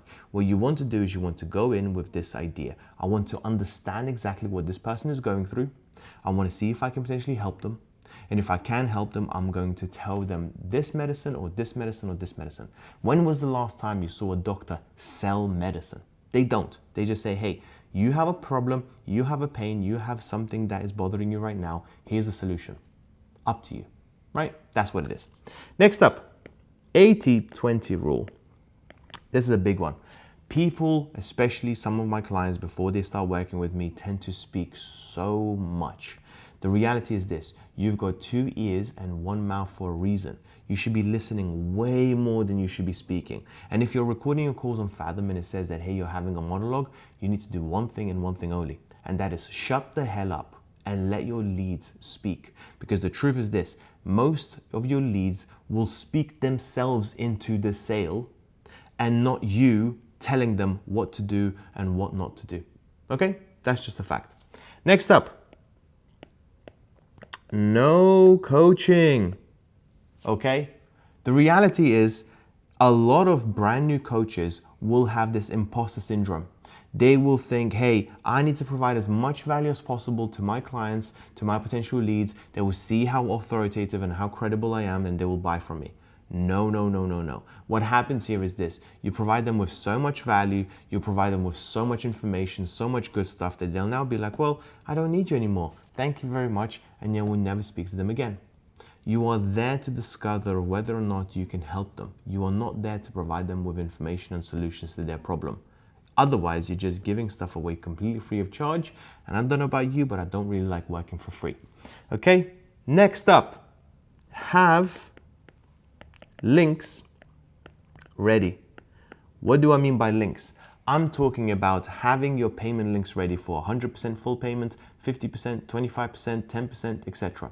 The last thing you want to do is get somebody to say, yes, I'm ready to buy. And all of a sudden you go, okay, give me a second. I need to log into my Stripe account and I need to create this payment link so then I can send this to you. No. You have to have all of those links on your notes ready immediately. Okay? It's really, really that simple, because if you don't, you will look like an amateur who's never done this before. One of my clients actually had this where they got a yes, They started creating that link. They got offline and then they came back online and the guy says, you know what? Let me have a think about it a little bit. Now that I kind of, let me sit on it for 24 hours and I'll come back to you. Never heard from him again. And that's what happens if you just hear one yes, here's the payment link, let's go for it. Really that simple, okay? Next up, remember, they won't listen to you. Your job is to ask questions. So, easy example. Instead of saying, I think this program is amazing for you, nobody cares what you think. They care about what they think. So instead of that, you ask an intelligent question such as, having now spoken about my program, what do you think it will do for you? And they will then tell you, but more importantly, they will tell themselves what they think about the program. You don't say something along the lines of, I think this is exactly what you need. You ask them the question, having now heard of what I said, do you think this will be useful and helpful? And they will tell you, yes, I think this is amazing, okay? Next, every single call should come with two possible outcomes. Either a close or book second call. Unless it is a lead that you really don't see yourself working with, personality clash, tire kicker, just wants free information, whatever, you only have one or two options. Close them on a call or book a second call as soon as possible. It's really that simple. The last thing I want to do is listen to a sales call where it's just like, hey, let's stay in touch, bye-bye. That's another thing. And then last but not least, I said this already, change your offer. Be flexible. Hypothetically speaking, your offer is $5,000 for 3 months. They have $2,000 and they don't want to spend $5,000. Well, what do you do? Really simple. Say, okay, not a problem. If you have $2,000 and that's what you're willing to spend, instead of doing 3 months, how about we do 4 weeks, 5 weeks, 6 weeks? Okay, we basically cut the program in a little bit. I'm going to go above and beyond those 6 weeks as much as possible. You get something better than nothing, so to speak, and we'll meet somewhere in the middle. How does that sound? You are being flexible. I can't stress this enough. You need to get yourself out of that 9-to-5 mindset where everything is structured and rigid, and you need to be understanding of people's situation. And if they don't have that much money, then get them on something for less. If they have a ton of money, come up with a new offer. A crazy offer that is even more expensive than the usual one because you can provide even more value. Like for example, if somebody is based in Dubai and they've got a ton of money, my offer doesn't usually include meeting in person, but hey, if for the right price, I'm more than happy to meet them in person. For the right price, I'm more than happy to bring them over here right now and teach them in person as well. Now, is that usually my offer? No, absolutely not. But if they really want to meet, they've seen me on social media for quite some time and they would like to meet me in person and have a coffee or maybe a dinner, sure, for the right price, absolutely. So keep that in mind. Be flexible, listen to your prospects, don't coach, have your links ready, and with practice time and time again, and I will listen to some of your calls and I'll give you feedback, you will get better and better and better. It is much easier to 2x your close rate than to 2x your views on social media, okay? Because some of these things can be fixed in an evening, depending on where you're at. Whereas 2xing your views, you have to really think outside the box and you really have to test different things, okay? Yet the revenue may be the exact same. With that being said, thank you so much for watching, and I'll see you on the next one. Testimonials, probably one of the most important yet forgetful things that all of us coaches tend to do. We tend to think that, hey, we just need to focus on getting clients and providing them with results, and that's it. But testimonials are key to our business, and I cannot stress this enough, and most people completely forget about them, because the biggest sales asset that you're going to have is not something that you will say about your services. Let's be honest, it's going to be coming from a biased point of view. It's actually what comes from other people, other real verifiable people that are speaking about your services. The reality is this, that right now, as I'm speaking right now, and I don't think this will change anytime soon, is that the trust in online coaches in general or online education is at its all-time low, because there are countless amount of stories of people scamming, taking the money, running away, not providing a good service, and so on and so forth. Some of them legitimate, some of them maybe the student is just a little bit too lazy, let's be honest, right? It can happen.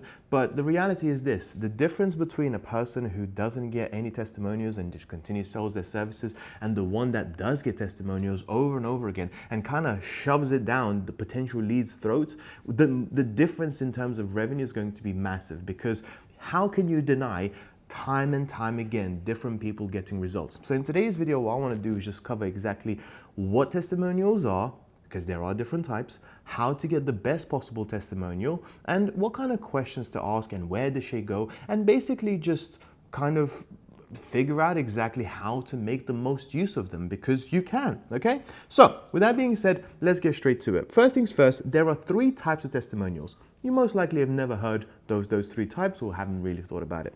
First one is outcome proof. Okay, so this could be in the finance, for example, my client going from 5K to 30K. And I would have like a Stripe screenshot of the whole month. Or another client going, let's say, from 8K to like 45. And basically what I would do is just say, hey, there's the revenue, here is the milestone, here's the numbers, tangible, verifiable wins, clear things you can actually see. Okay, for example, you can do also before and after.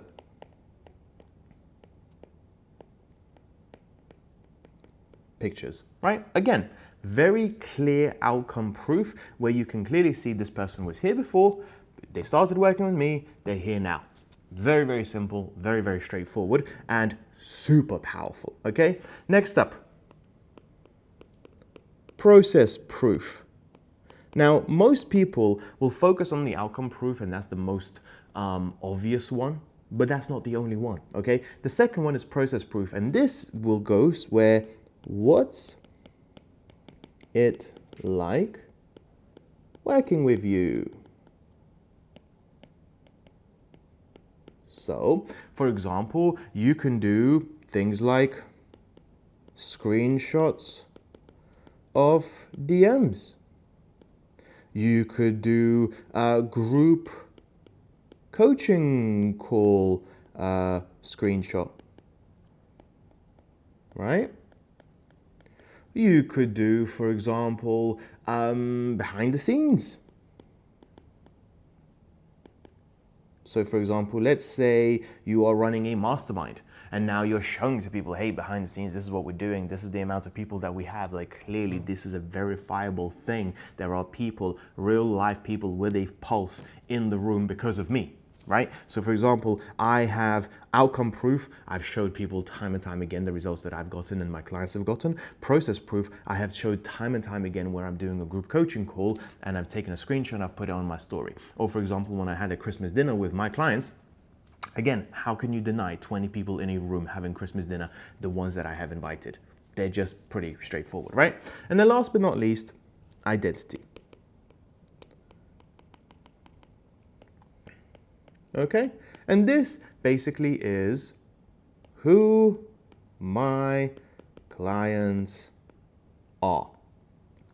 So what we actually talk about here isn't what they have achieved, isn't actually the process or anything like that. It's just literally who they are. So for example, if you are helping men over 50 get back in the best shape of their life, you show a whole bunch of people that are over 50 years old. If you are helping mums, who are struggling with kids with ADHD, you show mums who are all with those kids under ADHD, right? The thing is here, and what's really important, which is why identity proof is so important, is that the lead has to see themselves in the proof. Okay, so for example, if I'm a 50-year-old and I'm trying to lose weight and get back into the best shape of my life, and I see he is a coach and he's got 5 other 50-year-olds that have done the exact same thing, I see myself in them. I know that they are going through the exact same problems, the exact same issues, they want the same thing, so therefore the chances of me signing up with somebody like that, because I can clearly see these are the type of people that this particular coach is working with, is much, much higher, okay? So really, really, really important. Now, my personal opinion, if I had to say which ones work the best, which ones work the worst, I think this is number 1, I think this is number 2, and I think this is number 3. That being said, all 3 are really important. There's not like, oh, one is way better than the others and the rest are not so important. You want to get process and a plethora of these sorts of testimonials, okay? Now, in terms of the different types of testimonials, in terms of the format, okay? The first one is video testimonial. These are the hardest to fake. These are real people speaking about their results, and they're super, super important because, well, they're the highest trust, right? You can actually see the person's face, you can hear their voice, they're speaking to you about somebody else's course, mentorship program, whatever. They're speaking about their experience. Crucial, really, really important. What's also interesting with the video testimonials is that, let's say, for example, you are helping people recover from addiction, or let's say you're helping people recover from, I don't know, some sort of mental health issue or something like that, then they may struggle giving you a video testimonial, and that's a problem. So what you can do is use various tools, maybe even AI tools, to blur out the face. Because people can still see that it's a person, they can't see their face, but they can still hear them, they can still see that it's actually a verifiable person. Something to keep in mind, and something that I work with my clients on quite a lot. Next up is, voice notes. Shared to stories, okay? So these, you can hear a person's voice, a real life voice. Now, are they as effective as video testimonials? No, but if somebody is adamant not to give you one, the next best thing you can do is voice testimonials or voice notes that are really, really powerful as well. Next, screenshot of DMs.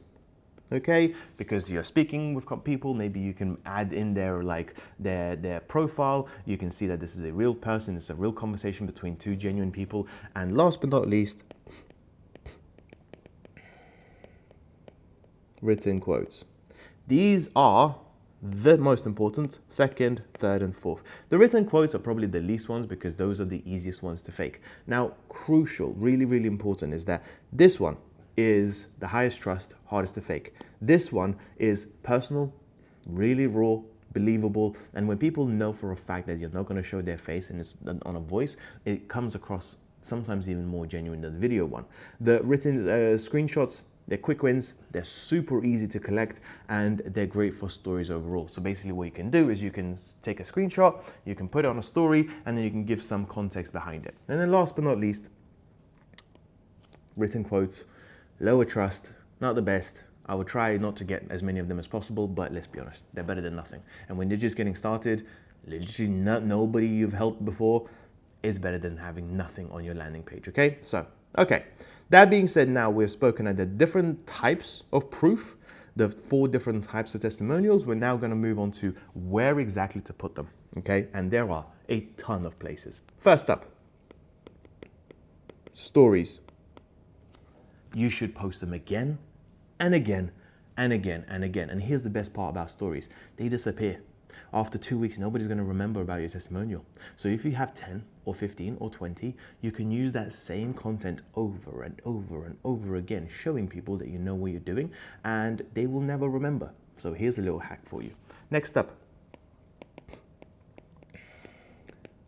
pin highlight, okay, on Instagram. Again, I personally, what I did, might still be there whilst you're watching this video, is that you go onto and actually did a video of one after another, after another, after another, just literally bombarding people with testimonials. Really, really cool, and it goes to show that you've worked with a lot of people. Next up, something that most people never do. During sales calls. So you can say, hey, this reminds me of a story that I've had with Karen. Hey, this reminds me of a story that I've got with Lisa. Hey, this reminds me of a story that I've got from with Mike. And here's the testimonial. They're in the exact same spot that you were, and so on, right? Next up.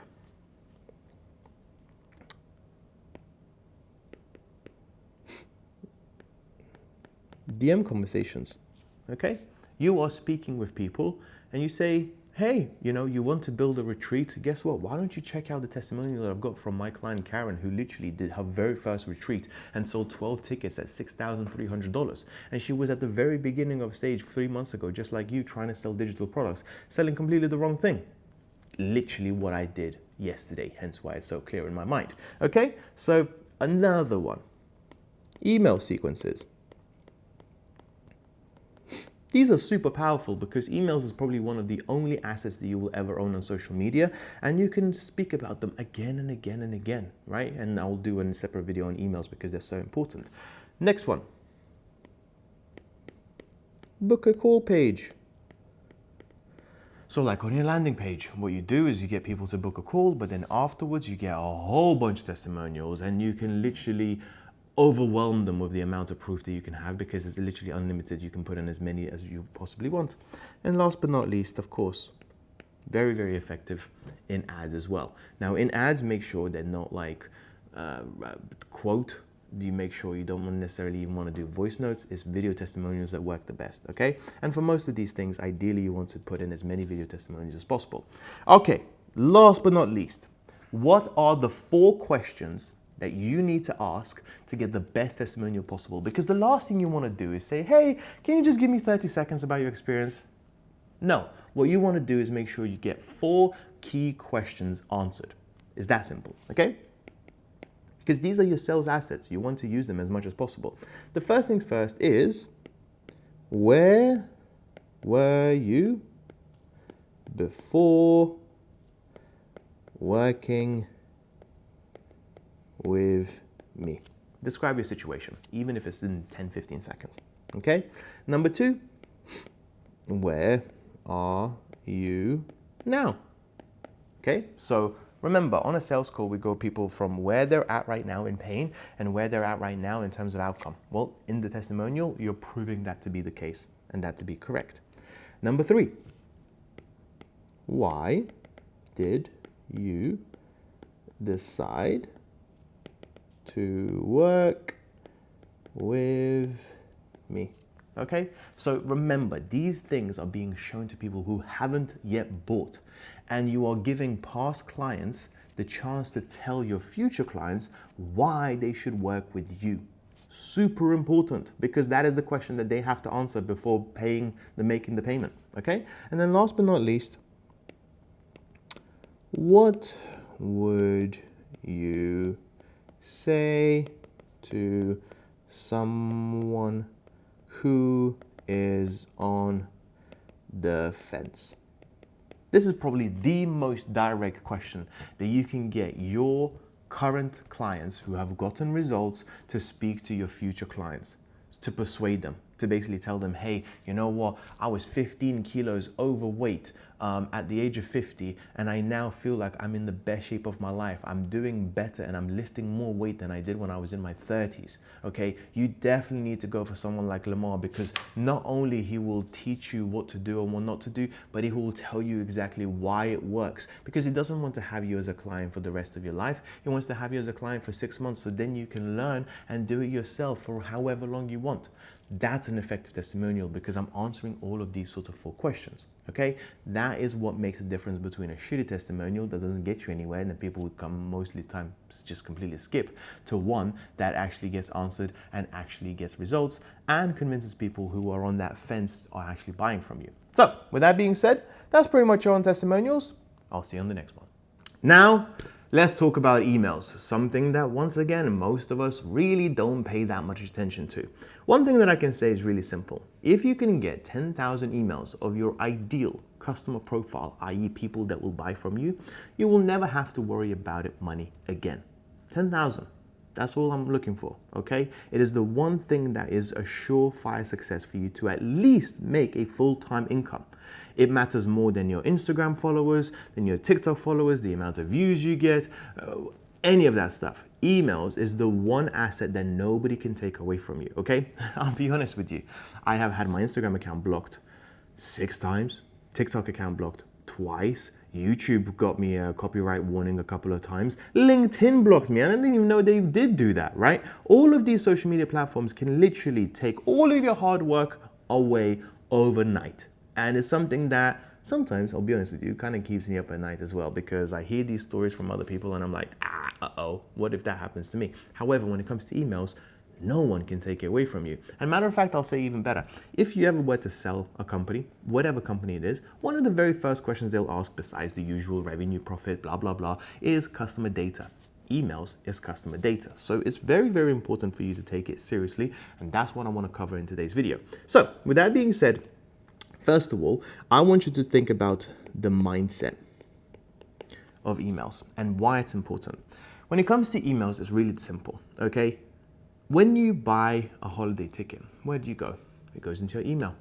When you pay a bill, where did the bills come to? It goes into your email. When you get an invoice, where does it go to? It goes into your email, right? Now, imagine those things. Imagine you got an invoice in a DM. Imagine somebody said, hey, can you pay for this flight, this holiday flight, in a DM? It just doesn't make sense, right? Because our mindsets are basically associating different types of platforms, different formats for different things. So WhatsApp, we associate that with friends and family. Instagram, we associate that with sharing photos, videos, memes, all that sort of shit, right? When it comes to emails, we associate that with important stuff that we actually sometimes have to put our phone down and put close attention to, and sometimes maybe, well, a lot of times, have our wallet right next to us. Now, think about it. When it comes to your own program, mentorship, course, whatever, where do you want your people's mind space to be in? Where do you want their head to be in? Do you want to actually send them to the DMs where they are mixing you with the photos and reels that they are sharing with their friends that day? Or do you want them to go into an email where people actually take it very, very seriously? Now, before we go any further, what I want you to do is just stop this video right now, go onto ChatGPT, Claude, Gemini, don't give a shit which AI tool you're going to use, and just put in, what is the difference in conversion rates between social media and emails?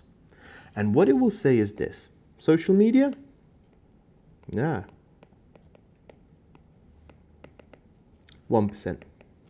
Emails,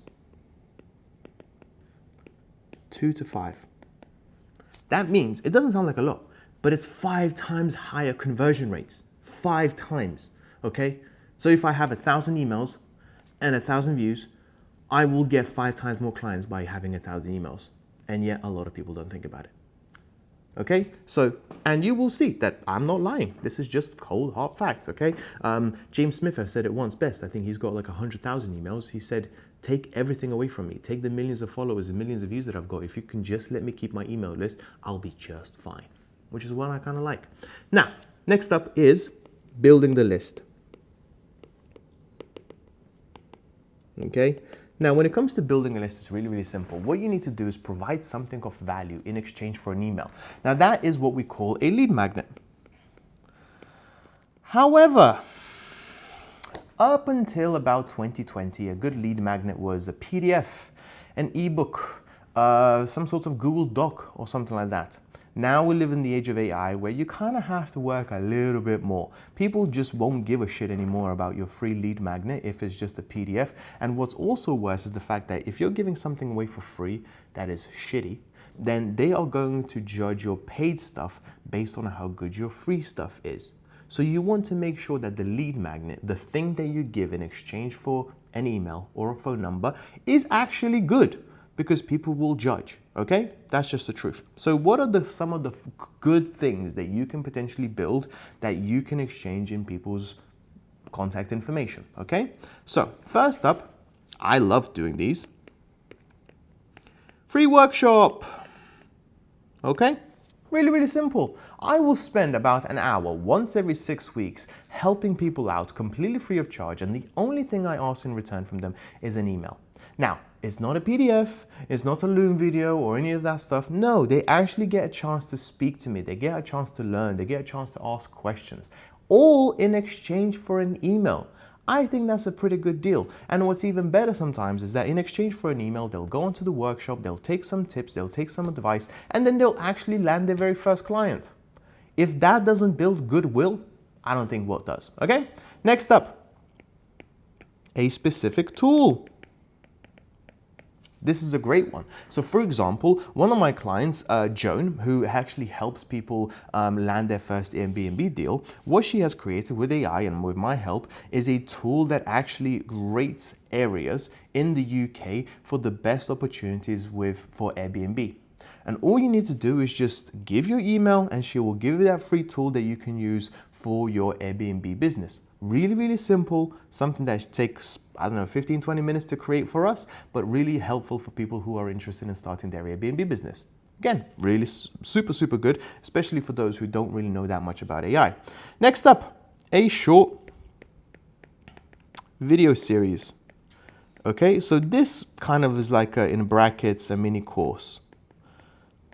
Okay, probably not as effective these days as, say, for example, a free workshop, but I still like it. And the reason why is because it doesn't take that much time or effort to create. It's still quite personable. People still have to watch those videos and build up that goodwill with you. And you're giving people value completely free of charge, right? It is definitely better than a PDF, than your local ebook or whatever. And then last but not least, I love these, a quiz. Okay, I used to run a quiz when I had an Amazon FBA business, and I used to say, hey, take this quiz and we'll figure out exactly which Amazon business model is best for you, because there is online arbitrage, retail arbitrage, wholesale, and private label. And what I did was, for people who are completely brand new beginners who are confused, okay, so what's private label, what's wholesale, blah, blah, blah, which one's best for me, and so on and so forth. I said, hey, take these 10 questions and then you'll find out. Based on these 10 questions, based on how much money you have, how much time you have, how much knowledge you've got, have you run a business before, all these sort of things, so if you have space in your house, all this sort of stuff, right? Take this quiz and then we'll find out exactly which business that you should focus majority of your time and effort to. All I want is an email in exchange, right? So 10 questions, then you prompt an email. So you first get the questions, get them invested, then you ask for the email, and then you get a result. Again, something super, super helpful, very easy to create. Why not? Okay, so next up, what happens when you do get their email? Well, what you need to do is start something called an email sequence. Because if you don't, okay, my handwriting is terrible. You're going to have to just bear with me on this one. Basically, you have to start an email sequence, because otherwise those emails will get cold. And let's say somebody gives you an email right now, you don't message them at all for a month or 2 months, and then you all of a sudden pitch them with your offer. They'll be like, who the hell is this guy? In a Conor McGregor's voice. Who the fuck is that guy? Right? What they will say is and then most likely they will just unsubscribe. So what you want to do, what they call is keep your email list warm as much as possible. So what you want to do is you start a sequence. The first sequence is deliver on what's promised. So for example, let's say you did a quiz, they got the answer on the landing page as well, but then they also get an answer in an email as well of their result, right? So deliver on the promise, like fulfill what you said you're going to do. Number 2, your story. Okay, so this one may come in a few days later, and I would go something along the lines of, I know exactly where you're at right now. Just 6 years ago, I started my own first Amazon FBA business, and I hated my 9-to-5, and I wasn't sure where exactly to go. Should I go drop shipping? Should I go Forex? Should I do trading? And so on and so forth. So the situation that you find yourself in, this confusing situation that you find yourself in, I was there, right there with you. So you build that trust, you build that rapport, right? Next up, their biggest problem.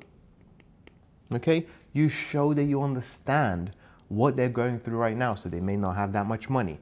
They may be lacking confidence because of their weight. They may not have a good idea of what it's like to be with kids that have ADHD and so on and so forth. Right? You have to make sure to understand and show understanding that they've got a very big problem that you can help them solve. Right? Really, really simple. Next up, 4, social proof. I spoke that in the previous video. This is where you provide a testimonial. I know what your biggest problem is. I have gone through it, and here are X, Y, and Z that have gone through this video through this problem as well. Super simple, super straightforward. And then last but not least is soft pitch. Okay? This is where you'll say, hey, this is what I offer. This is how I can help you. If you're interested, please book a call, okay? And if they think about it, if they got a quiz, they got the result, They should know your story now. They know that you understand their biggest problem, and they clearly have seen enough of testimonials, and now you're saying, hey, let me help you. Let me make sure that you are the next testimonial on my email list. Then the chances of them potentially booking a call with you is pretty good, right? Now, what happens if people don't go for the soft pitch? Which, I'll be honest with you, the vast majority won't. Some will, most of them won't. Do you just leave them? Do you just delete them? Of course not. What you need to do next is weekly, at least, weekly email. You want to make this as good as it can possibly be. And what I also want to make sure is never, ever, ever to skip. Because again, you cannot let your email list go cold, okay? Because you want to be on top of people's mind at least once a week. And even if you send 50 emails or 100 emails and nobody responds, that does not mean that people do not read them. There's nothing to respond to. There's nothing to reply to. And unlike on social media, where you can see story views or you can see people's likes and comments and so on and so forth, in emails, in the very beginning, it may feel like you're just sending an email to an abyss and there is no response whatsoever. But that's purely because your numbers are just that low. Once you get past 1,000, 2,000, 3,000, people will start to respond. Promise, okay? But you have to keep on doing that. And every single time you do have a weekly email, here are a couple of things that I want you to remember. First up is subject line that brings curiosity. Okay? Really simple. It doesn't have to be professional or anything like that, but think of subject line as kind of like a YouTube title or like the first 3 seconds of a social media video. Okay? You want to make sure that they click. Okay? Next up, one problem. Don't speak about 10. Don't speak about 15 problems that they're encountering right now. Like, for example, one of my clients, Lamar, who is a chiropractor and he helps people fix their backs. One email he sent to you speaking about back and knee problems and health issues and diets all in one email. And I'm like, dude, people love simple stuff. Just one thing at a time, nothing more. Okay? Next up, a story or an example. Okay? People love stories. We've gone to war for stories. We've killed people because of stories. So make sure to use them in your emails as well, because that will make sure that it will make what you're saying a lot more real, digestible, easy to understand. That's how our brains are wired. Okay? One practical takeaway. Okay? Really simple that people can use potentially today, right now, so maybe something of use. And then last but not least, one CTA at the end. There is no problem whatsoever to have a CTA at the very end of each and every single one of your weekly emails saying, hey, interested? Book a call. Book a call. Hey, how does that sound? Book a call, and so on and so forth. People, it's totally fine. Here's what I love about emails is the fact that even though it's going to the masses, it still is feeling quite private. Okay, because you are speaking to people on a one-to-one basis, but on a scalable level, which is what I love so much about emails. Okay, and then last but not least, total length should be anything between 200 to 300 words. Okay, you're better off having your emails too short than too long. Because if they're too long, people will get bored, they will skip, they won't read all of it, and then they'll remember how long your emails are. So when the next time an email comes through, they're not even going to bother starting. Okay? Now, let's speak about subject lines. Okay, subject lines are, like I said, like on social media, the first 3 seconds, like on YouTube is the title. It's really, really important. Okay? And there are a couple of things. So first, use numbers. Okay, so the 3 questions I ask for every sales call being the problem, the 3 questions that I always ask. Second, counterintuitive truth. Okay, I would say something along the lines of why posting more will actually why posting more will kill your coaching business. Why eating cheesecake has made me lose weight. Why not counting calories has been the best thing I've ever done for my diet. All of these things that are like literally the polar opposites to what we've been told over and over and over again. Okay, next up, direct call out. Okay, For coaches who are stuck under 5K, simple. For people over 50 who can't get up without pain, simple. For mothers with children with ADHD who can't control their children, simple, okay? Open loop. Open loop, she was about to quit, but then this happened. I was literally about to leave my job, but then this happened. I was gaining weight every single week, and then this happened.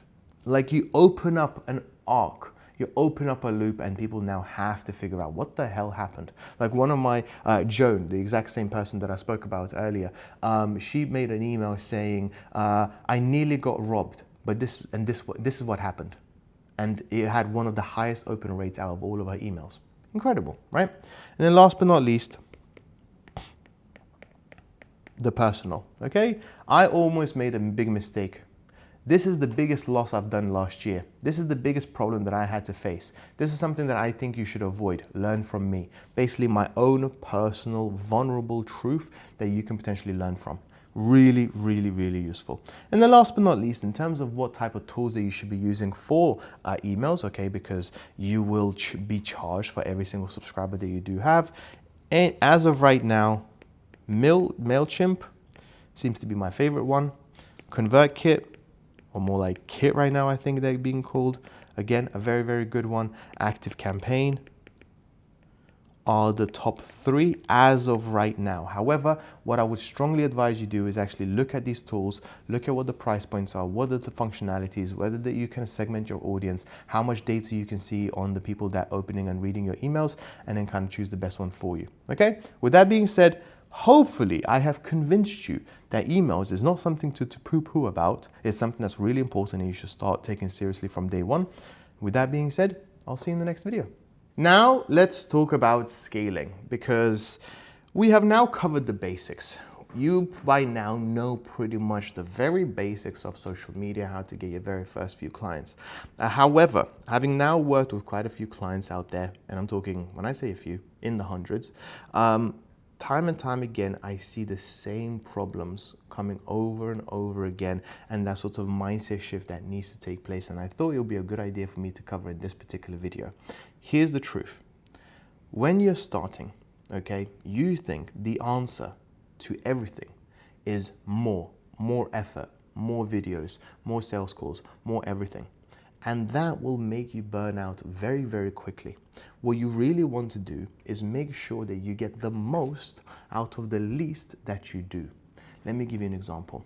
So instead of you scripting 5 videos and now going to 10, or instead of 5 to 15 or 20 or whatever, why not instead think about shooting a 1 long form YouTube video, cutting that up into 3-4 shorts, using that for 2 carousels, putting that up in an email, and using all of that as much as you possibly can. The email can then go on LinkedIn and so on and so forth. What you want to do is, as you scale, to look for efficiencies as much as possible in every single part of your business, whether it's the offer and making that a little bit more scalable, and maybe taking out a lot of the one-to-one aspects of it and making it more like a group coaching side of things. Maybe it's the sales calls, instead of doing them every single day, all day, whatever time you're available, making all of them group up into 1 or 2 days where you just do sales calls time and time again. What you want to do in the scaling side of things is become as efficient as possible. That is literally the difference that's going to make you from 5K, 10K to 50K, 100K. Okay, it's super, super important. But here's also what I want to do is, at the end of the day, what this business is about fixing bottlenecks. It's really that simple, okay? And what we do is we fix one bottleneck, our revenue increases, then the next one comes through. And fix the next one, and the next one comes through. And what I want to do is I want to kind of show you, this is the journey of your business, and here are the bottlenecks that in most cases you are going to have, okay? Now, I am going to assume that you have the right mindset for business, that you don't have a discipline problem, that you don't have a patience problem, that you don't have a money problem or any sort of that stuff, because that's kind of like the foundational root that, you know, people have to get. Okay, so first up is foundations. Okay, this is really, really important, because I have now ran quite a few group coaching calls and workshops where I will introduce people, not by saying what they are and what they do, but I will actually show them their profile. And the amount of times when I ask, hey, what do you think this guy does? Who do you think he helps? Is a lot of people are just like confused. Like, what? I'm not sure, and so on and so forth. Fixing the foundations and making sure that you are crystal clear who it is that you help, what you help them with, is very, very important. I'll give you an example. In the very beginning, a client of mine came and she wasn't sure how she wanted to help professionals. So instead what she did is she said, hey, I'm going to give career advice to people in the professional services, lawyers, teachers, accountants, and so on and so forth. Then when I started listening to her story, because it was just too vague, right? What we realized is that she's got ADHD. What we also realized is that she's been a partner in a law firm. So I said to her, why don't we just make it a lot more specific and we help other lawyers who have ADHD. We went from a massive, massive amount of people to help to all of a sudden a very, very narrow field, but we are now crystal clear who it is that we help. So when a lawyer with ADHD comes through, they know that they are being spoken to by that person substantially. Okay, then the next bottleneck, social media. Not knowing what to post, not knowing what to do, not knowing how much you should post, which social media platform works, which ones doesn't, which ones gets the views, which ones gets the followers, which ones works, which ones don't. Again, a very, very big one. Then after that, leads. Okay, how do you convert people from social media into leads? Okay, into actual people that you're having a conversation in the DMs. That's a big one. That is a big one because you can get views. I mean, heck, there are some videos that I've got 10 million views on. Did that get me leads? No. And there are some videos that got me 500 views. Did I get leads? Yeah. So that is going to be another big one. Next up, once you get leads, then is booking a call. Because you don't want to come across too salesy. People are not going to show up. People are not going to trust you. They're going to not like you, and so on and so forth. Then after that, once you do book a call, sales is going to be another one big bottleneck. Because now, okay, you're getting social media, you're speaking to people on leads, you're booking calls, they're showing up for the call, and then they flop. You just provide completely, information, you coach them as opposed to sell, and you never actually get people through the door. Then, this is a big one, once you have sold, now it's the delivery. Okay, now that you've got a few clients, how do you deliver the service? How do you make sure that they actually get results? How do you make sure that you don't burn your way out on the way there, right? Delivery of your people is also really important. After that, hiring, okay? Because you can only do so much, you're now making money. So now the hiring process is going to be a bottleneck. After that, tracking. Another bottleneck that's going to come. How do you make sure that none of this falls through the cracks? Because you've got leads along the way now, you've got social media posts that you're making all the time, the sales that you've got, delivery, you see where clients are, where not. How do you make sure that you track people properly? Then after that, you have ads. How do you make sure that you scale with ads and so on and so forth, right? So as you can see here, you go here, okay, you broke that bottleneck. Next one, break that bottleneck. Next one, break that bottleneck. And here's the truth. And this is why I do what I do, and this is why I get paid the big bucks, so to speak. I can reduce one of these things from a year to 1 week because I know exactly what I'm looking for, right? So it's important for you to figure out exactly how to break through these bottlenecks as quickly as possible. And here's the problem as well. You break this bottleneck, you break this bottleneck, you break this one, you break this one, you break this one. Up until now, you still haven't been paid. You have now done social media content, you have now known how to get leads, you've got the foundations, you're booking a call, you're doing leads, and you are still most likely at zero or very close to zero. Okay? Super, super important for you to realize. It's only once at the sales part, when you start getting clients and you actually start selling, is when things start to change and you actually start to feel like you're now running a business. Very, very, very important. Okay? So, what are the 4 key problems that I think will happen to every single one of the business? Doesn't matter what it is. Okay, number 1, not enough leads coming in. Everyone's going to have that. Okay, next, leads not converting. Everyone's going to have that. Next, conversations not turning to calls. Everyone's going to have that. And then clients not staying or referring. These are the problems that are going to happen no matter what happens. These are one of the few bottlenecks. And this is why I can systemize what I do, because I've run through this again and again and again and again. And sometimes I know the problems and the issues that you're going to have before you have them. Okay? And being prepared for them mentally is very, very important. So, next up that I want to talk about, the one that is kind of forgotten, and a lot of these things are forgotten to be honest, and that is tracking. Okay? I am big on tracking, but if there are, like, first of all, the 3 things that I want you to do in your business, no matter what. We'll speak about tracking, but here are the 3 things you need to do every single day. 3 things to do. One of them being me improving my handwriting at one point. But for you, 3 things to do. Number 1, new conversations.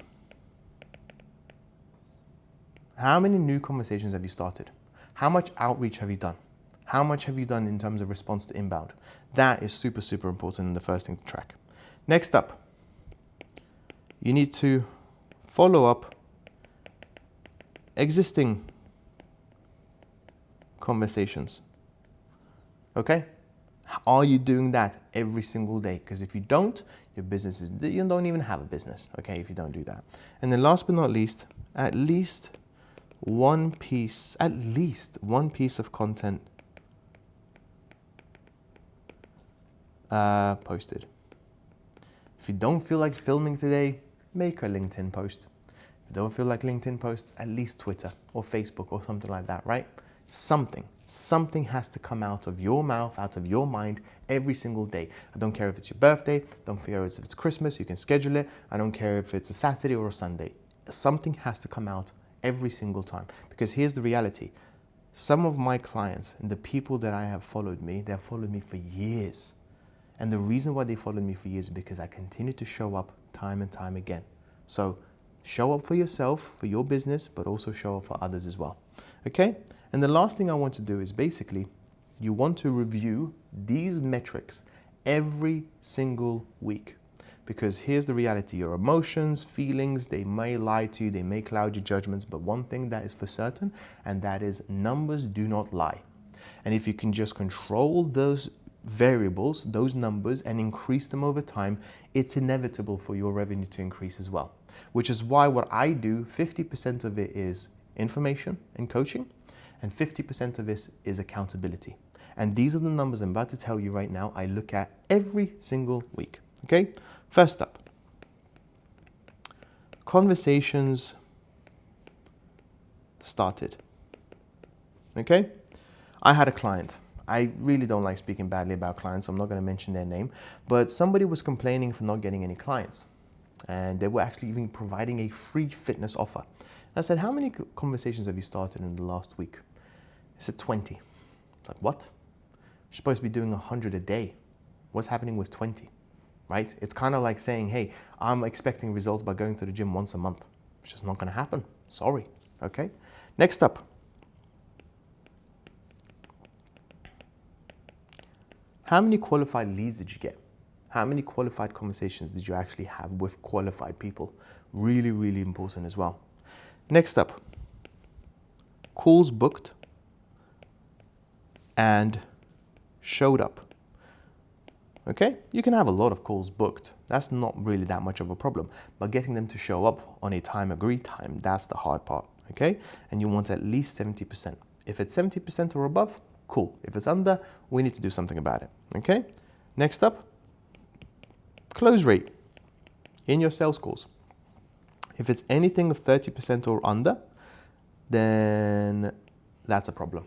Okay? We want to make sure that the close rate of your sales calls is at least 30%. If it's above 40%, increase the prices. If it's under 30% or definitely under 20%, work on your sales skills, or potentially your price is too high for now. Okay? Next up, revenue collected. Okay? probably the only one that I will not have to mention to you because you're going to do it instinctively no matter what, because it's a business at the end of the day. And last but not least, refunds and cancellations. Okay, it's a business. We all get them. Doesn't matter. It is something that we still need to keep track of. Now, you may not get a refund every single week, but you most likely will get a refund every now and then. And over a long period of time, let's say over a quarter, over a year, you can see this is how many refunds I had to do this year, this is how many refunds I had to do last year, and so on and so forth. Now, sometimes as you get more clients, you will get more refunds as well. It's just law of large numbers. But what you want to do is you want to compare the percentage of refunds to how much money you made as well. So is it going higher or lower? If your refunds are going higher and higher and higher faster than the revenue you're collecting, your service is getting quite shit. If your refunds are staying the same or lower, then it's a good sign. So that's pretty much it for this. Now, like I said, you already know all of the basics, but it's important to understand the actual business that you are in. And you are in the problem fixing business. This is what you have. Every single one of you watching this video right now is going to go through these problems. These are the problems that I coach through, okay? And sometimes you can go through all of this in a space of 6 months, or you can take 6 years. The choice is yours. Launches and long-term strategy. This is what we'll cover in today's video. Now, let's be honest, you're not in here for just a month or 2 months. Most likely your plan is to do this for quite a few years. So we need to think about not just what the problem is right now that you may have to fix, i.e. getting your very first few clients, but also what your long-term strategy is going to be. And what I want to do is kind of give you a little bit of a picture of what the main things of concern that are going to take place as you continue to increase in revenue. Having now had my highest month of $127,000 in a single month. However, before that, what I also want to do is cover launches. Because what you'll find is this. In this particular business, you will do a ton of launches. You may launch a new group coaching offer. You may launch a retreat. You may launch a workshop. You may launch a one-to-one offer. You may launch whatever it is, right? But you will be launching quite a few things. And what you ideally want to do is have a set structure in place for these launches. Because the last thing you want to do is set up yourself up for failure by saying, hey, it's now available.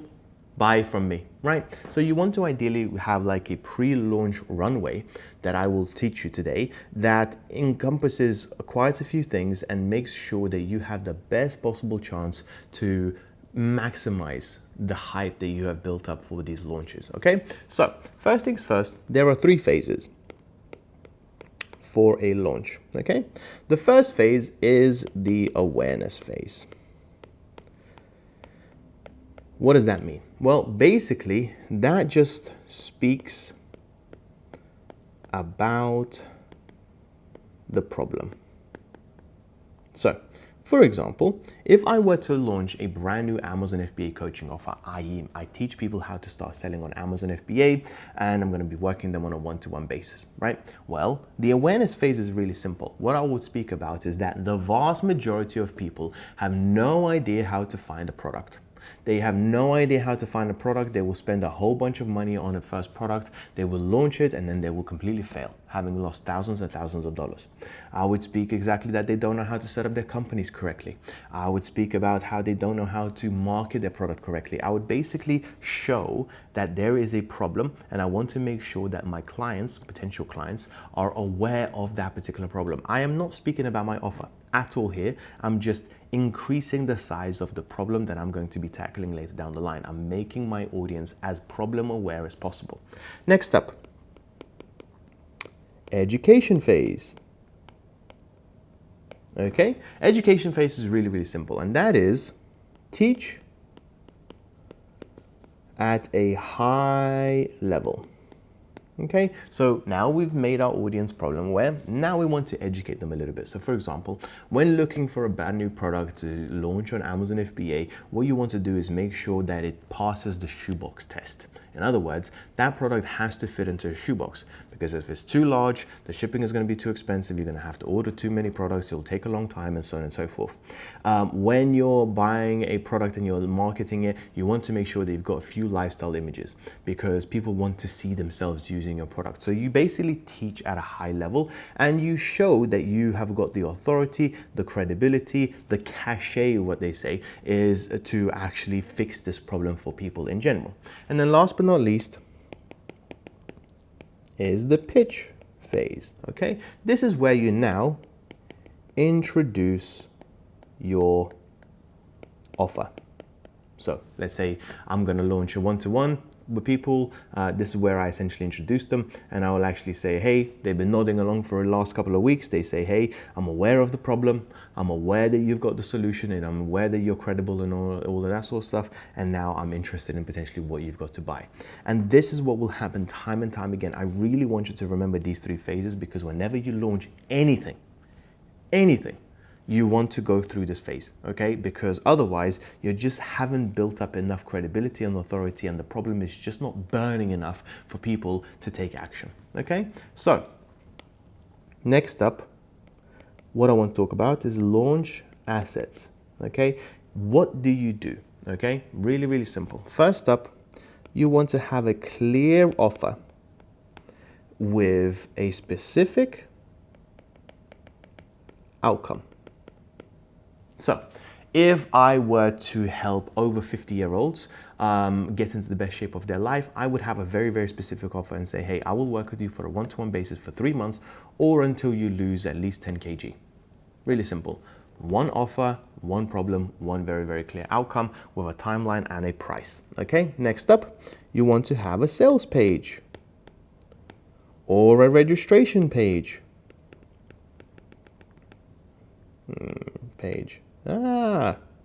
Okay, and the registration page is really, really simple, and it has to be outcome focused. And please don't put about me and who I've worked with and all this sort of stuff and stuff. It's just really a simple sales page to teach people that, hey, this is for you if this is the problem. Okay, next up, an email sequence.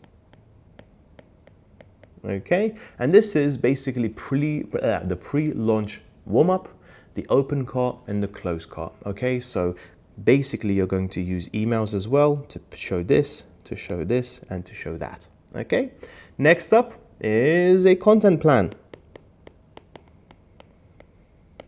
Again, to show those three things that I just mentioned. Then ideally, a workshop. These worked really well for me when it came to Amazon FBA, because I said, hey, I'm going to bring in as many people as possible to teach them how to find the very first product, okay? And what I would do is I would teach them on a very surface level, on a high level. I would exacerbate the problem as much as possible, and I'd say, hey, like, this is super important. Do not sleep on this. Watch this as much as you can. Replay it as much as you can, because you may end up losing thousands and thousands of dollars. And if you're not interested in that, you want to skip the learning process and learn from the best, here is my one-to-one offer that I think you should consider. Really simple, okay? And then last but not least, a deadline. Okay, a launch always has to have a deadline, because otherwise, without urgency, then these launches will just die off. So you can do like, hey, my offer is going to be 3,000, but if you sign up within the next 24 to 48 hours, it'll be 2.5. Okay, really, really simple. Next is, what we want to do now is basically speak about the workshop launch model. Super, super good. Because instead of speaking to people on a one-to-one basis on a sales call and selling them one-to-one, which is a lot of time and effort, what you want to do is ideally workshop launch things, okay? It has worked amazingly for me, and it has worked for so many people out there, because you're essentially selling one too many, okay? So first up, week 1. What you want to do is you want to pre-start with content warm-up. Okay, so essentially making people problem aware. Next up, week 2 is announce the free workshop. Okay, so you made them problem aware. Now you're saying, hey, there's a workshop coming. Then week 3 you want to run the workshop,